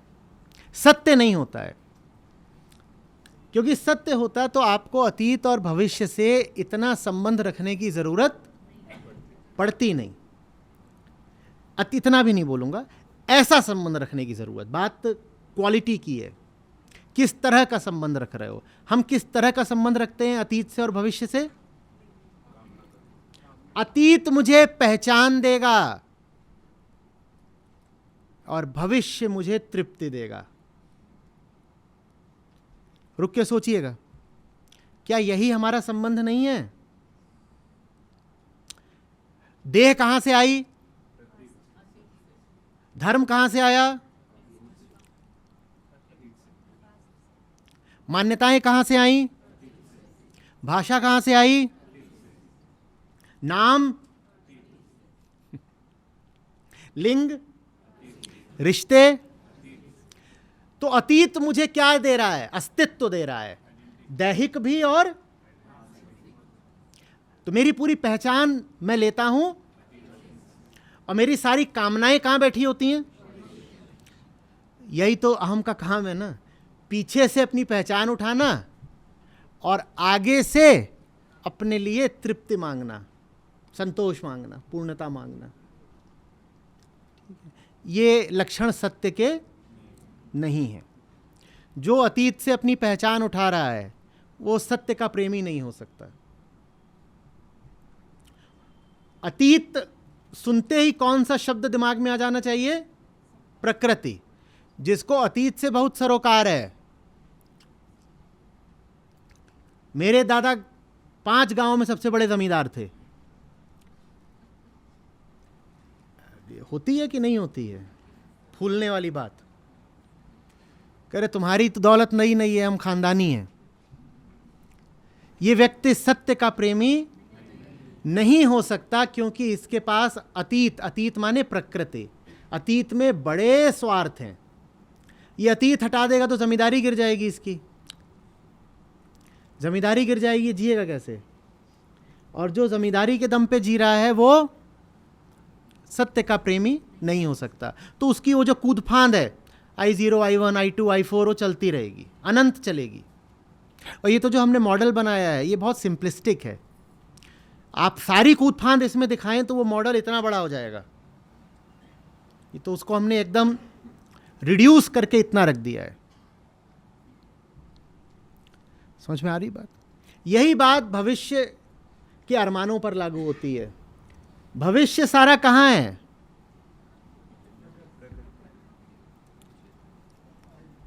P में।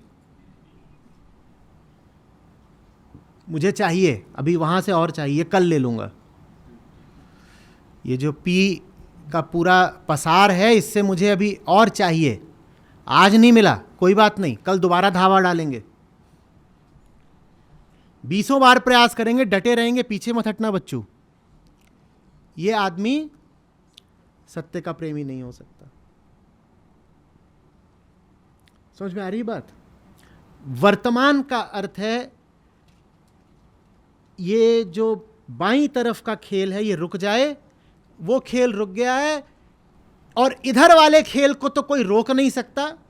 किधर वाले? जो दाईं तरफ का खेल है, जो दाईं तरफ का खेल है उसे कोई रोक नहीं सकता, क्योंकि वो किस पर चलता है? वो तो चलता है नियमों पर। और वो नियम जो हैं ना हमने बनाए ना आपने बनाए, वो स्वतः स्फूर्त नियम है। इधर का खेल किस पर चलता है? बाईं तरफ का। तो नियत का साफ होना ही वर्तमान में स्थित होना है। नियत साफ हो गई तो उधर का खेल चलता रहेगा, इधर का खेल रुक जाएगा। और एक बात और आप याद रखिए, जब ये बाईं तरफ वाला खेल रुक जाता है और बस दाईं तरफ वाला चलता रहता है, तो दाईं तरफ वाला खेल खूबसूरत हो जाता है। ये एक नया शब्द आ गया। सौंदर्य किसको बोलते हैं? ब्यूटी क्या है? ब्यूटी किसको बोलते हैं? हाँ, जहां अहम नहीं है वहां सौंदर्य है। तो पूरी प्रकृति ही सुंदर है अगर उसका दृष्टा निरहंकार हो। और अगर दृष्टा में अहंकार है तो उसे प्रकृति में आकर्षण और विकर्षण तो दिखेंगे, सौंदर्य कहीं नहीं। अगर मेरी आंख के पीछे वही अज्ञान बैठा हुआ है, आई अहंकार, तो मुझे कोई चीज आकर्षक लगेगी और कोई चीज कुरूप लगेगी, उससे विकर्षण होगा। सौंदर्य का मुझे जीवन भर पता नहीं चलेगा। कुछ अट्रैक्टिव है ये तो मुझे पता चल जाएगा, और उसको हो सकता है मैं ब्यूटीफुल का नाम दे दूं। तो आकर्षक तो फिर भी मैं कुछ अनुभव कर पाऊंगा, सौंदर्य से बिल्कुल वंचित रह जाऊंगा। समझ में आ रही है बात? और अगर आंख साफ हो गई है, ये जो बाईं तरफ वाला मामला है ये रुक गया है, तो आप जहां भी देखेंगे वहां सौंदर्य ही सौंदर्य है। सब सुंदर हो जाता है, फिर आप रुक गए हो ना। तो इसीलिए जो अगलीनेस होती है वो होती कहाँ है? संसार में कुछ भी होता है क्या अगली? हमेशा दृष्टा में ही होता है भद्दापन, कुरूपता। असौंदर्य, और वो है अहंकार।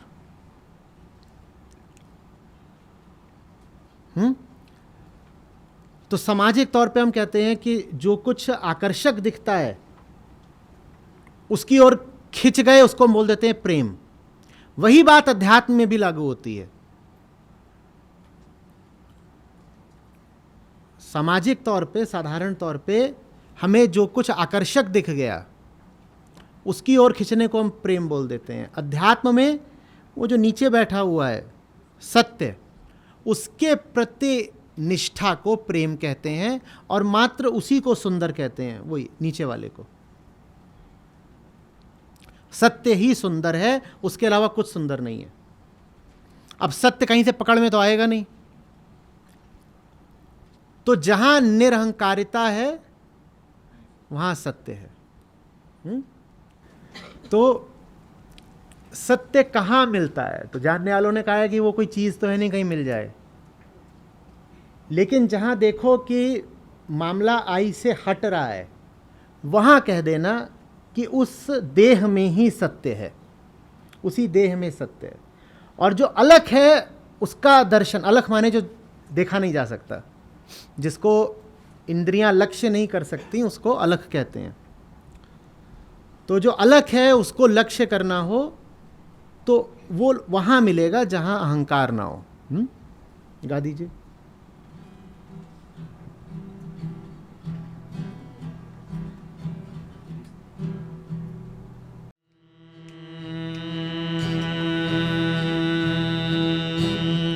अलग पुरुष की आरसी साधु का ही दे, अलग पुरुष की आरसी साधु का ही दे। लखा जो चाहे अलख को, इनमें तू लख ले कबीरा, इनमें तू लख ले।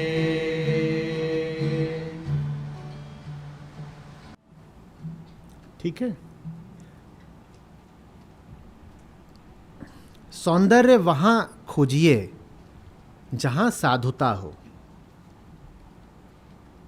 आंखों को क्या अच्छा लग रहा है, उससे बस ये साबित होता है कि आप प्रकृति के चक्र में अभी फंसे ही रहना चाहते हैं।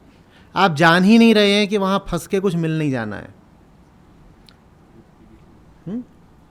जो आकर्षक है आवश्यक नहीं है कि वो, और ये एक तरह का अभ्यास करा जा सकता है जीवन में कि कुछ शब्दों को बहुत खास मौक़ों के लिए, जगहों के लिए, अवसरों या लोगों के लिए आरक्षित कर दिया जाए। मत कहिए किसी को भी ब्यूटीफुल, अट्रैक्टिव कह दीजिए, कहिए ही नहीं, जबान पे ताला लगा दीजिए। ये साधना है एक प्रकार की, और अगर ये साधना आप नहीं कर रहे हैं तो वही तो सत्य के प्रति द्रोह है ना। जिस शब्द से सिर्फ उच्चतम को संबोधित करना था, देखिए आपने किसको बोल दिया। बोलने वाले आपको बता गए हैं कि सत्य को सुंदर बोलना और शिव को सुंदर बोलना, और आप किसको सुंदर बोलाए? तो मत बोलिए। इसी तरह प्रेम, लव शब्द का बड़ा ठहर कर, बहुत सोच कर और बड़ा कम इस्तेमाल करिए। कुछ भी बोल दीजिए, लगाव है, मोह है, ममता है, बोल दीजिए, खिंचाव है। मत कहिए कि प्रेम है। प्रेम का अधिकारी तो बस या तो वो होता है या वो जिसका ये गा रहे थे कि लखा जो चाहे अलख को, इन्हीं में लख ले। प्रेम का अधिकारी कोई आकर्षक विषय नहीं हो जाता। समझ में आ रही? इसी तरह से निष्ठा, वफा, लॉयल्टी, इन शब्दों का इस्तेमाल बहुत सोच समझ के करिए, बहुत कम करिए। और कोई आदमी अच्छा है, आदमी कोई स्थिति, आदमी से मेरा आशय नर नहीं है, आदमी से मेरा आशय मनुष्य है। अब भाषा ऐसी हो गई है, उसको आप लोग उल्टा अर्थ मत लगा लीजिएगा। ये भी ना कर लीजिएगा कि क्लिप निकाल ली 30 सेकंड की और चला दी कि ये देखो, ये तो जो आपसे लॉयल्टी की मांग करे वहाँ थोड़ा सा झिझकिएगा, क्योंकि आदमी ज़रा भी अगर समझदार होगा तो वो आपकी लॉयल्टी को एक ही दिशा में भेजेगा। किस दिशा में? है ना?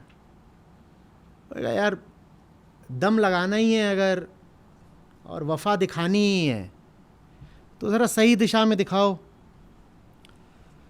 हम हाड़ मास के आदमी हमसे वफा करके क्या कर लोगे? क्या मिल जाना है तुमको? हमें भी कुछ नहीं मिल जाना है। 2 पल का सपना मिल जाएगा और सपने के टूटने के बाद बहुत सारा दुख। तो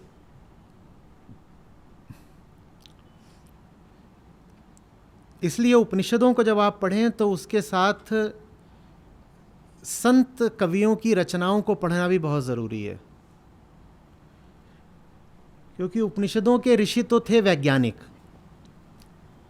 उनकी जो पूरी भाषा है, शब्दावली है, टर्मिनोलॉजी है, वो एकदम सुपर साइंटिफिक है। उसमें किसी तरीके का आपको विचलन नहीं मिलता है, डिविएशन नहीं मिलता कि ये भी बोल दिया और ये भी बोल दिया। लेकिन संत कवियों ने ज़मीन की भाषा में बात करी है और उन्होंने हमारी ज़िंदगी से उदाहरण उठाए हैं और हमारे जीवन से उन्होंने संयोग और घटनाएं उठाई हैं और उन्होंने हमारे जीवन की आम भाषा को नए अर्थ दिए हैं। तो उन्होंने हमें बताया है फिर कि इन शब्दों का इस्तेमाल कैसे करना है। प्रेम शब्द का क्या इस्तेमाल करना है, पूजा माने का क्या होता है, सम्मान माने क्या होता है, ये सब आपको वहाँ पर मिल जाता है। इन दोनों को जब आप साथ लेकर चलते हैं कि एक तरफ श्लोक रखे हैं और एक तरफ भजन रखे हैं, तब जो बात बनती है वो अनूठी होती है एकदम।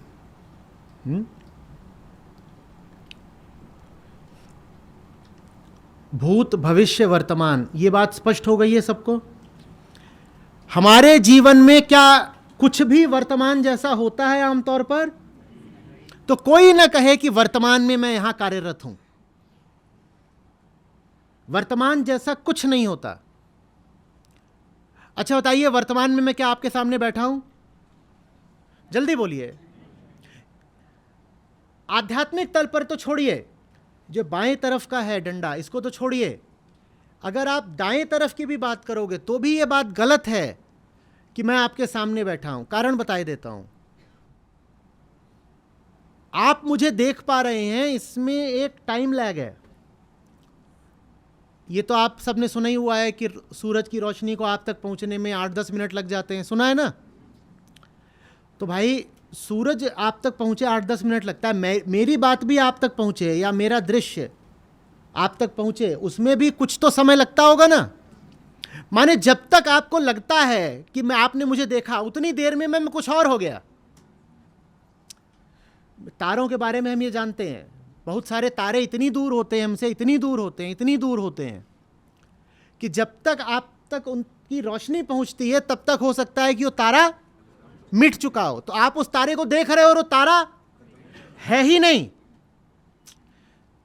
क्योंकि रोशनी एक संदेश की तरह होती है। ऐसा हो सकता है ना कि कोई आपको चिट्ठी लिखे और जब तक आपको चिट्ठी मिले तब तक वो बेचारा मर गया हो? ये हो सकता है ना? हो सकता है कि नहीं? तो रोशनी भी ऐसी चीज होती है, वो ऐसे चल चल के आती है आप तक, और जब तक आप तक पहुंची तब तक वो पीछे से गायब ही हो गया बेचारा। तो वैसे ही आपको लग रहा है कि वर्तमान में हम और आप बैठे हुए हैं, लेकिन हमारे आपके बीच में समय बैठा हुआ है। मेरी बात को, मेरे चेहरे को आप तक पहुंचने में समय लग रहा है। तो आप मुझे जब देख रहे हैं तो वर्तमान में नहीं देख रहे, भूत में देख रहे हैं तो बताइए वर्तमान कहाँ है? वर्तमान कहाँ है? आप अभी भी मेरा अतीत देख रहे हो, एक तरह से आप रिकॉर्डिंग देख रहे हो, अभी भी वीडियो ही चल रहा है। जब वीडियो देखते हो तो आप बोलते हो ना, अरे ये तो पुराना वीडियो है, वो तब 1 साल पुराना होता है। अभी आप जो वीडियो देख रहे हो ये एक क्षण के शतांश पुराना है, पर पुराना तो ये भी है। अब और खौफनाक बात सुनिएगा, कलेजा कड़ा करें। आप कहते हो आप हो, अपने बारे में भी सोचने में आपको, जल्दी बोलिए, तो आप अपनी भी रिकॉर्डिंग ही देख रहे हो। आप हो नहीं। अहंकार का कोई भी वर्तमान होता ही नहीं है, उसके पास हमेशा या तो भूत होता है या ज्यादा खोपड़ा चलाता है, तो वर्तमान कुछ नहीं होता। आपने जितनी देर में अपने बारे में सोच रहा उतनी देर में तो आप बदल गए। तो आप जिसके बारे में सोच रहे थे वो तो है ही नहीं, आप अतीत के बारे में सोच रहे थे। ना मैं हूं ना आप हो, हम सब एक दूसरे से चित्रों से, कल्पनाओं से, रिकॉर्डिंग से बात कर रहे हैं। ये छवियों का आदान प्रदान चल रहा है, इसीलिए इसको मिथ्या कहा जाता है। ये जो सारा जगत कहा जाता है ना बेटा, जगत जगत मिथ्या, जगत जगत मिथ्या, इसीलिए तो मिथ्या। ये खंभा आप देख रहे हो, मालूम है ये खंभा गिर भी जाए तो भी आपको आधे सेकंड तक लगेगा कि ये है, क्योंकि उसके गिरने की खबर आप तक पहुंचने में इतना सा समय लग जाएगा। ये जो रियलिटी है ये डेफर्ड लाइव है। आप टीवी पर मैच देख रहे होते हो, आपको क्या लगता है जब विकेट गिरा तभी गिरा है? वो विकेट 1 मिनट पहले गिर चुका है। अब वो रिकॉर्ड हुआ, फिर ऊपर सैटेलाइट तक गया, फिर ये हुआ, फिर आपके पर्दे पर आया, पर्दे से आपकी इंद्रियों तक आया, इंद्रियों से आपके मन में गया और मन ने उसकी प्रोसेसिंग करी। उतनी देर में आपको समझ में आया कि विकेट, और विकेट तो उससे पहले ही गिर चुका था। हाँ, ये लो, बोले टीवी में बाद में गिरता है, रेडियो में पहले गिर जाता है। वो होगा क्योंकि टीवी में आने की प्रक्रिया थोड़ी ज्यादा लंबी है, तो टीवी में बाद में गिरता है विकेट, रेडियो पहले गिर जाता है।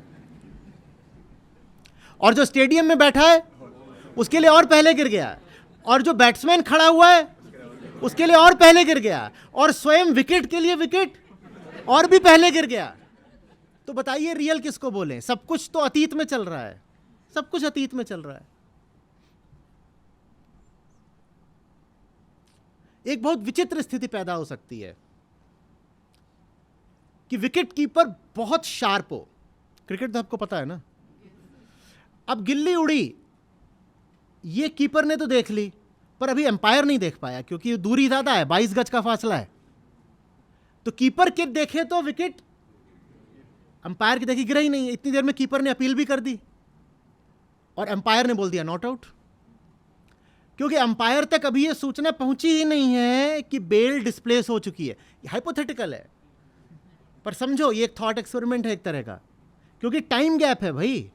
कीपर विकेट से बिल्कुल सट के खड़ा है, तो उसको तो दिख गया कि गिल्ली उड़ गई है, पर वो इंफॉर्मेशन अंपायर तक जाने में, ये बिल्कुल हाइपोथेटिकल है। ये डिस्टेंसेस स्पीड ऑफ लाइट के तुलना में इतने छोटे हैं कि हम जो बातें कर रहे हैं उनका कोई अर्थ नहीं है। हम स्पीड ऑफ लाइट सोचिए और 22 यार्ड सोचिए, कोई तुलना ही नहीं है।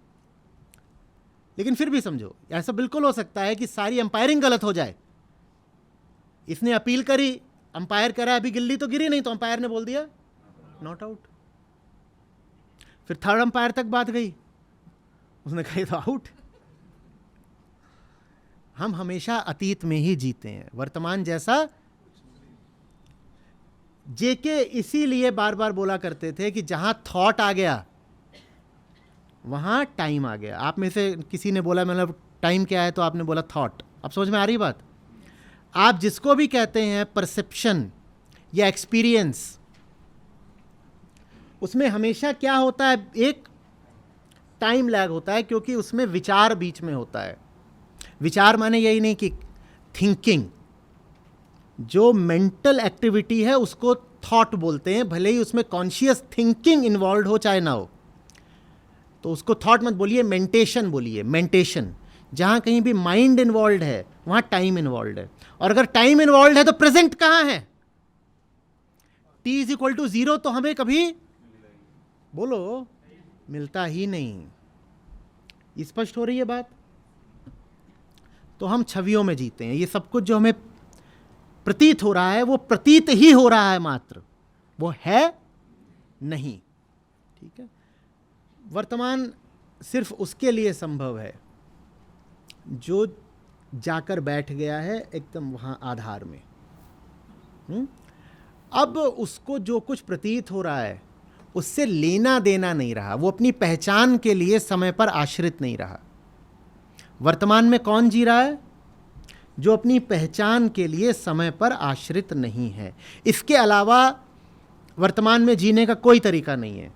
देह बन के, इंद्रियां बन के, मन और विचार बन के वर्तमान में जीने का कोई तरीका नहीं है। वर्तमान में सिर्फ वही है जो वहां बैठ गया है जहां वो प्रकृति पर आश्रित नहीं है। तो प्रकृति में अब जो भी हलचल चल रही है वो देख रहा है, लेकिन उस पर डिपेंडेंट नहीं है कि इससे मेरी कामना पूरी हो जाएगी, इससे मुझे नाम मिल जाएगा, इससे मुझे हस्ती मिल जाएगी। उसको कहते हैं लिविंग इन द प्रेजेंट। और अगर आपने थोड़ा सा ध्यान दिया होगा तो आप ये भी कह देंगे कि साहब लिविंग इन द प्रेजेंट एक रिडंडेंट फ्रेज है, इसमें रिडंडेंसी है बीच में। क्या रिडंडेंसी है? हाँ, बहुत बढ़िया। अगर लिविंग होगी तो पास्ट में कोई जी सकता है, वो तो मर गया। और फ्यूचर अभी। तो लिविंग इन द प्रेजेंट का मतलब है कि लिविंग सिर्फ प्रेजेंट में ही हो सकती है, और हम तो जी रहे हैं वहां पी में। तो यानी हम सब क्या हैं? चलो सुनाओ रे साधो मुर्दों का गाओ।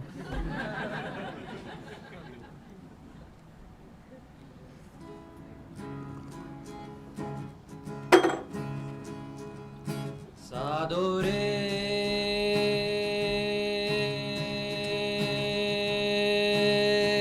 सिर्फ सुनिएगा नहीं, ध्यान भी दीजिएगा। ये पी एक्सिस की बात हो रही है। मुर्दे क्यों हैं?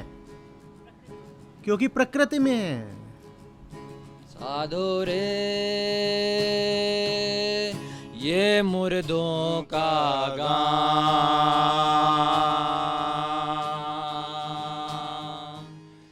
ये मुर्दों का गान। साधो रे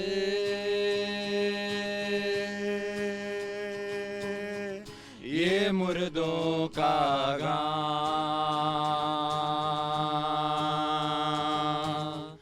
ये मुर्दों का गान।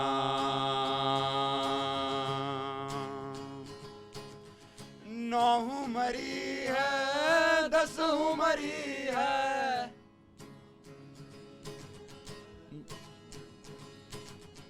9 मरी है 10 मरी है, 9 मरी है 10 मरी है, मरे हैं सहज 88।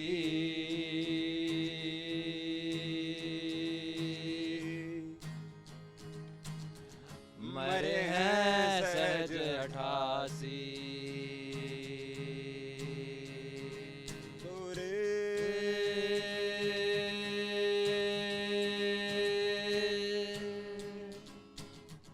ये मुर्दों का गान,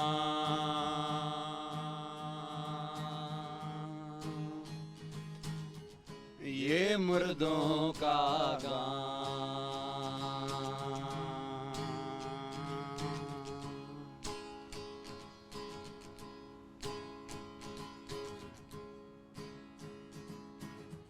पीर मरे हैं पैगंबर मरे हैं, पीर मरे हैं पैगंबर मरे हैं,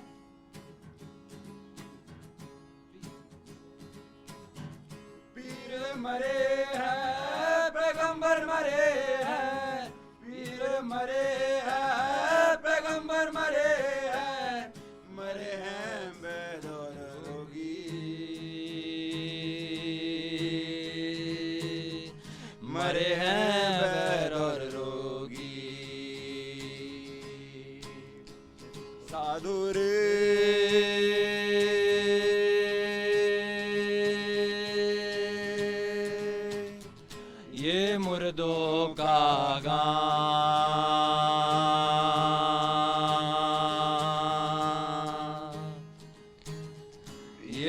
मुर्दों का गान।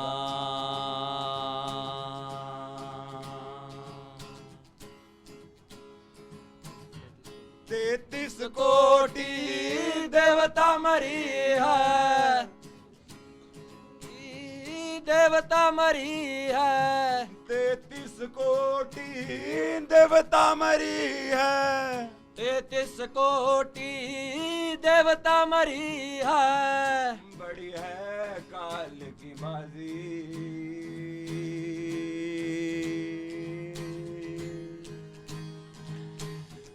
बड़ी है काल की बाजी।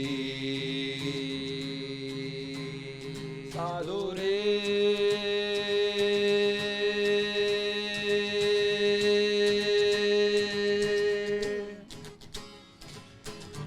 ये मुर्दों का गान।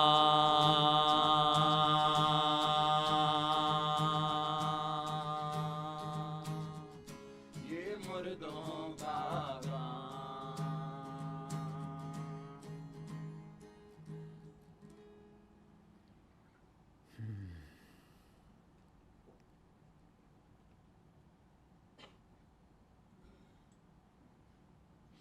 बताइए।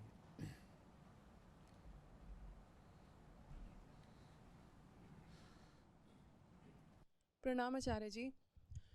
जब मैं जीडी कृष्णमूर्ति जी का उल्लेख पढ़ रही थी तो उसमें एक वो विश्लेषक और विश्लेषण के बारे में बात कर रहे थे काफ़ी ज़्यादा। तो जब हम किसी समस्या को सुलझाने की कोशिश करते हैं और हम उसके विश्लेषण में लग जाते हैं तो वहाँ पे एक उन्होंने स्टेटमेंट बोली थी जिसमें मैं स्टक हो गई। मैं सब कुछ समझती चल रही थी एक लाइन करके, लेकिन अंत में लिखा था कि ज़्यादा विश्लेषण करने से, ज़्यादा नहीं विश्लेषण करने से विश्लेषक की समझ कम होती जाती है। परंतु मुझे लगा था कि जब तक हम किसी समस्या का विश्लेषण नहीं करते हैं तब तक उस समस्या का समाधान ढूंढा नहीं जा सकता। तो विश्लेषण करने से समझ कैसे कम हो सकती है हमारी? देखिए, वो तब होता है जब विश्लेषक इस जिद पर अड़ा हो कि उसे बदलना नहीं है। तब जो विश्लेषण है ना, वो विश्लेषक की छाया जैसा हो जाता है। वो फिर ऐसा सा हो जाता है कि आप ने अपने घोड़े को खूंटे से बांध दिया है। वो खूंटा क्या है? आपके आई की पोजीशन। उससे आप हिलना नहीं चाहते, कह रहे मेरा अहंकार फलानी जगह पर गड़ा हुआ है, वहीं गड़ा रहेगा। घोड़ा क्या है? आपकी विश्लेषक बुद्धि, द एनालाइजिंग इंटेलेक्ट। और आप उस पर बैठ गए हैं और आप उसको बोल रहे हैं चल मेरे घोड़े तड़बक तड़बक। शर्त आपने ये रख दी है कि जहां से बंधा हुआ है उससे दूर जाना नहीं है, खूंटा उखड़ नहीं सकता, ये आपने शर्त रख दी है। तो बताइए घोड़ा क्या करेगा? आप उसको लगा रहे हो चाबुक, क्योंकि आपके पास है एक तार्किक विश्लेषक बुद्धि। आप उसको बोल रहे हो और विश्लेषण करो और विश्लेषण करो, लेकिन शर्त क्या रखी हुई है? जहां से तू बंधा हुआ है उससे तू दूर। तो घोड़ा क्या करेगा? घोड़ा वहीं उछलेगा, कूदफान मचाएगा, क्या करेगा? गोल गोल घूमेगा, एकदम पागल हो जाएगा कि क्या आदमी है ये। कि तू सचमुच अगर चाहता है कि विश्लेषण हो तो उसके लिए तुझे सबसे पहले मुझे मुक्त करना पड़ेगा ना। हाँ, तो दिक्कत यही होती है। The analysing intellect remains a captive to the analyser ego. जो एनालाइजर ईगो है वो अपनी जगह छोड़ना नहीं चाहती और बुद्धि को कह रही है जाओ जाओ जाओ जाओ जाओ जाओ जाओ, ये एनालिसिस करो, वो एनालिसिस करो। बुद्धि कैसे आगे बढ़ेगी? अब मैं आपको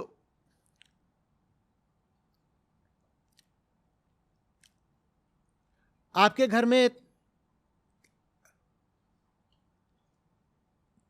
4 रिश्तेदार, आपके स्वजन और 3 सेवक हैं, ठीक है? तो 4 आपके रिलेटिव्स हो गए, 3 आपके अटेंडेंट्स हो गए। घर में हो गई चोरी, घर में हो गई है चोरी। और आप अब जबरदस्त खुफिया एनालिसिस करने में लगी हुई हैं कि चोरी, वही जैसे ना होशियार रहना, नगर में चोर आवेगा, आ गया, हो गई चोरी। अब आप जबरदस्त एनालिसिस करने में लगी हुई हैं कि चोरी किसने करी, लेकिन एक शर्त आपके अहंकार ने पहले ही तय कर रखी है। क्या? पहले तो मैंने नहीं करी, दूसरे मेरे रिश्तेदार थोड़ी चोर हो सकते हैं, क्योंकि मेरे रिश्तेदार है ना, रिश्तेदार थोड़ी चोर हो सकते हैं। अब ये ईगो ने खूंटा गाड़ दिया है। खूंटा क्या गाड़ा है? मैं चोर हूं न मेरे रिश्तेदार चोर है। अब एनालिसिस चल रहा है जबरदस्त, और एनालिसिस ये चल रहा है, अच्छा एक डिटेक्टिव को भी आपने बुला लिया, हायर कर लिया, और उसको ही बोल दिया जो 3 है इनका पूरा पता लगवाओ। उनकी 8 पीढ़ियों तक पूरी उनकी कुंडली खोल दी है, सब कुछ कर दिया है, उन पे नार्को लगा दिया आपने, जितने तरीके के प्रयोग परीक्षण कर सकते हैं सब कर दिए। किन पर कर दिए? उन्हीं 3 पर। तो ये एनालिसिस किसी काम आएगा क्या? ये इस एनालिसिस को किसने हाईजैक कर लिया? ईगो ने। तो बुद्धि बहुत चलेगी लेकिन कुछ नहीं पाएगी, कुछ भी नहीं पाएगी। उस पर पहले ही बहुत कड़ा आपने पहरा लगा दिया है, बहुत कड़ी शर्त लगा दी है, तो कितनी बुद्धि चला लो कुछ नहीं पता चलेगा। ज्यादातर जो बुद्धिजीवी एनालिसिस करते हैं उनका जो एनालिसिस है वो इसी कमी का शिकार होता है। उन्होंने कुछ शर्तें पहले ही तय कर रखी होती हैं और उन शर्तों को तोड़ने में उनको बहुत दर्द होता है। कहते ये तो हो ही नहीं सकता, तो इस पर हमको एनालिसिस, और फलानी चीज तो है ही है क्योंकि ऑब्वियस है, तो उस पर भी एनालिसिस। ना तो एनालिसिस उस पर करेंगे जो हमें लगता है कि अरे नहीं यार, ना तो एनालिसिस उस पर करेंगे जो हमें लगता है कि हो ही नहीं सकता,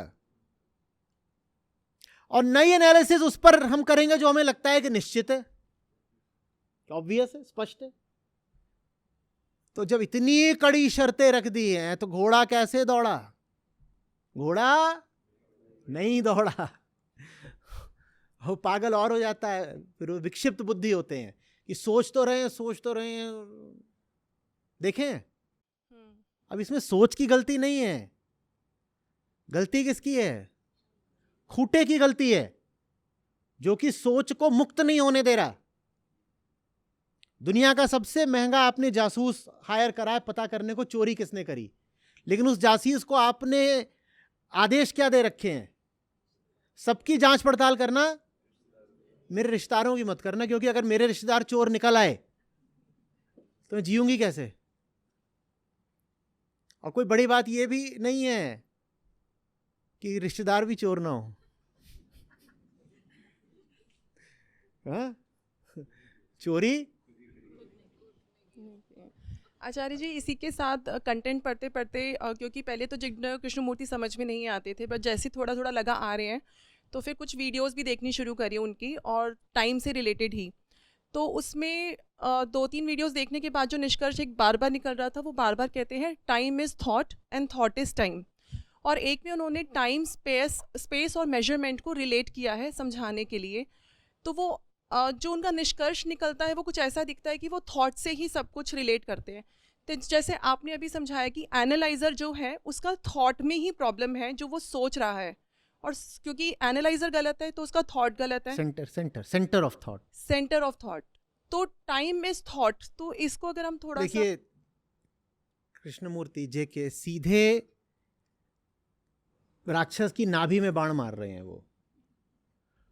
वो ये कह रहे हैं कि देखो, जिन भी चीजों को तुम सत्य समझते हो, ईमानदारी से बता देना वो तुम्हारे विचार से उठी हैं कि नहीं उठी हैं। क्योंकि वो जिस समस्या से लड़ रहे थे वो समस्या थी ऑर्थोडॉक्सी की, कंजर्वेटिज्म की। आप 1950, 60, 70 के दशक की दुनिया की बात कर रहे हैं, विशेषकर भारत की। वो पैदा भी एक बहुत निर्धन परिवार में हुए थे, फिर उनको थियोसॉफी वाले ले गए थे। तो उस समय क्या भारत की दशा सोचिए कैसी रही होगी। और भारत की दशा ऐसी थी कि मैं समझता हूं कि लगभग मजबूर होकर के उन्हें यह फैसला करना पड़ा था कि वो भारत में रहेंगे ही नहीं।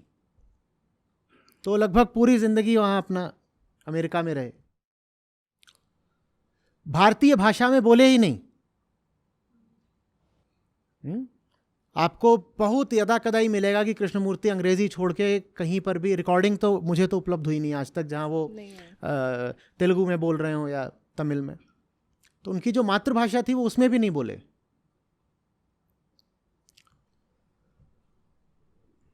तो वो किस चीज को चैलेंज करना चाहते थे? वो बार बार ये कहते थे कि तुम सब धार्मिक बन के बैठे हुए हो और तुमने फलानी चीजों को सत्य मान लिया है। उनकी लड़ाई इस चीज पे थी कि तुमने ट्रुथ मान लिया है किसी कॉन्सेप्ट को, किसी इमेज को, और तुम जिसको ट्रुथ मान रहे हो, मैं तुमसे पूछ रहा हूं वो प्रोडक्ट ऑफ थॉट है कि नहीं? तो लोगों को मानना पड़ता था कि हाँ, हम जिसको भी ट्रुथ कह रहे हैं, अगर हम सो रहे हो तो वो हमारे मन में नहीं होता।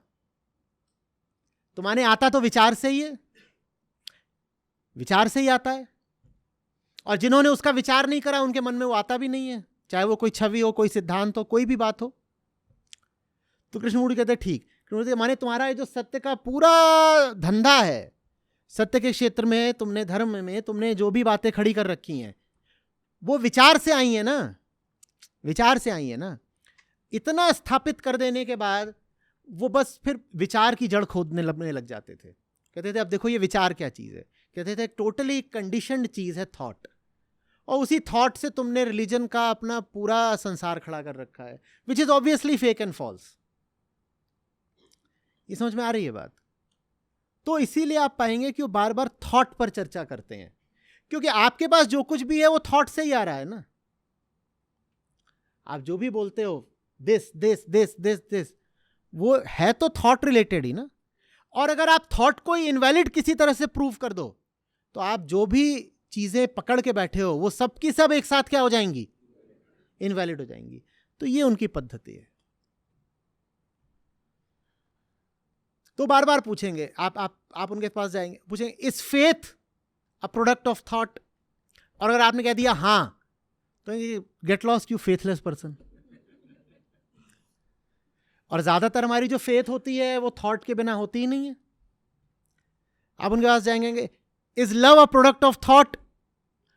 और अगर आपने कह दिया हाँ भाई मेरा तो ऐसा ही है कि मुझसे अगर किसी ने प्रपोज भी करा था तो मैंने कहा था मैं सोच के बताऊंगा, आई थिंक इट ओवर। सुना है कि नहीं? सोच के बताएंगे। तो कृष्णमूर्ति पूछेंगे is love a product of thought? और आपने कह दिया yes, get out loveless person. तो आप जिन भी चीजों को सेक्रेड मानते हो या महत्वपूर्ण मानते हो, उसमें तो बस यही पूछेंगे ये तुमने थॉट से पैदा करा है क्या? तुमने अपना भगवान क्या विचार से निकाला? और अगर तुम्हारा भगवान भी विचार की पैदाइश है तो हटाओ ऐसे भगवान को। ये उनका तरीका है। धन्यवाद आचार्य जी।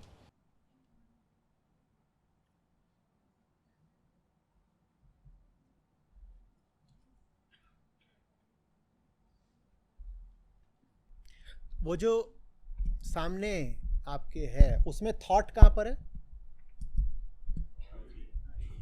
थॉट कहां है उसमें? वो जो आगे पीछे दो तीर हो रहे हैं वो थॉट है। वो हाँ, वो थॉट है। और वही जब स्थूल हो जाता है तो वो ऐसे दिखाई देता है। जब सूक्ष्म है तो कहाँ है? तो विचार है कि मैं इसको उठा लूं, और वही विचार स्थूल हो जाता है तो ऐसे दिखाई देता है। लेकिन चीज एक ही है, पहले यहां होती है फिर है वो यही आदान प्रदान, वही थॉट है, वही एक्शन है। तो थॉट और एक्शन में कोई गुणात्मक अंतर नहीं होता है।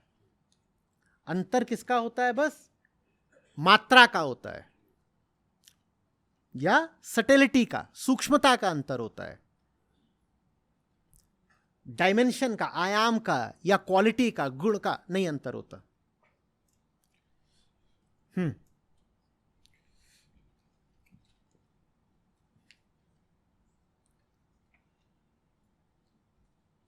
हम कैसे सिद्ध करेंगे कि थॉट भी वहीं पर है? देखो जैसे ये है, यहां तो सिद्ध करना आसान है कि साहब इंटरेक्शन करने के लिए एक मैं चाहिए और एक, ठीक है ना, तो ये इधर वाला तीर, और फिर ये एक तीर ऐसा था और एक तीर ऐसा था। तो इसमें तो आपने प्रूव कर दिया कि ये जो घटना घटी है इन दोनों के बीच घटी है। इसी बात को आप विचार के लिए कैसे सिद्ध करोगे? और आसान है। इसको सिद्ध करने के लिए आपको बस ये कहना है, साहब बिना प्राकृतिक विषय के विचार हो नहीं सकता।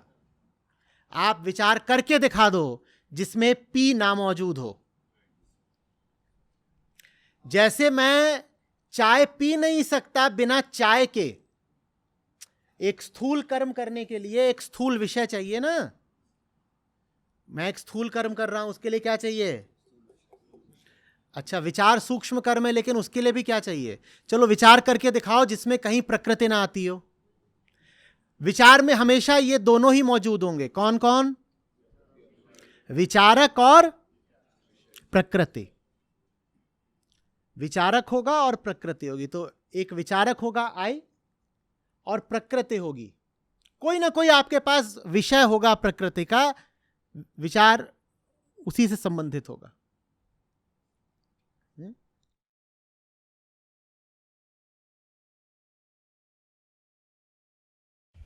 नमस्ते आचार्य जी।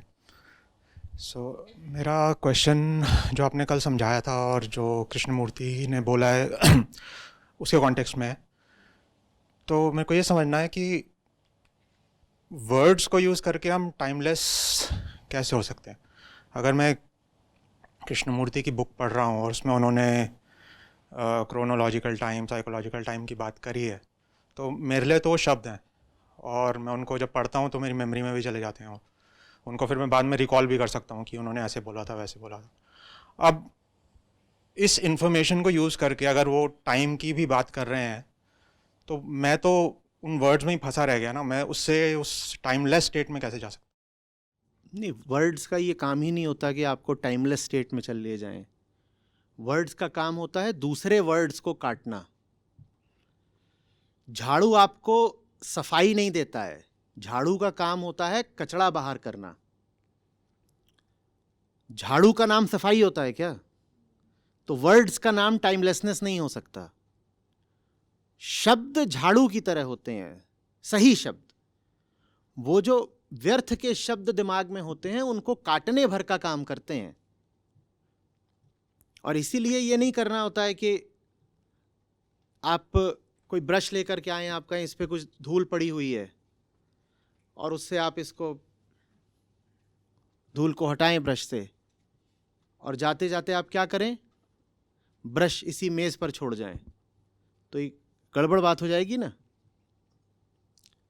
या कि कोई सर्जन हो, इस तरह आपने सुना होगा, सर्जन कई बार कर देते हैं।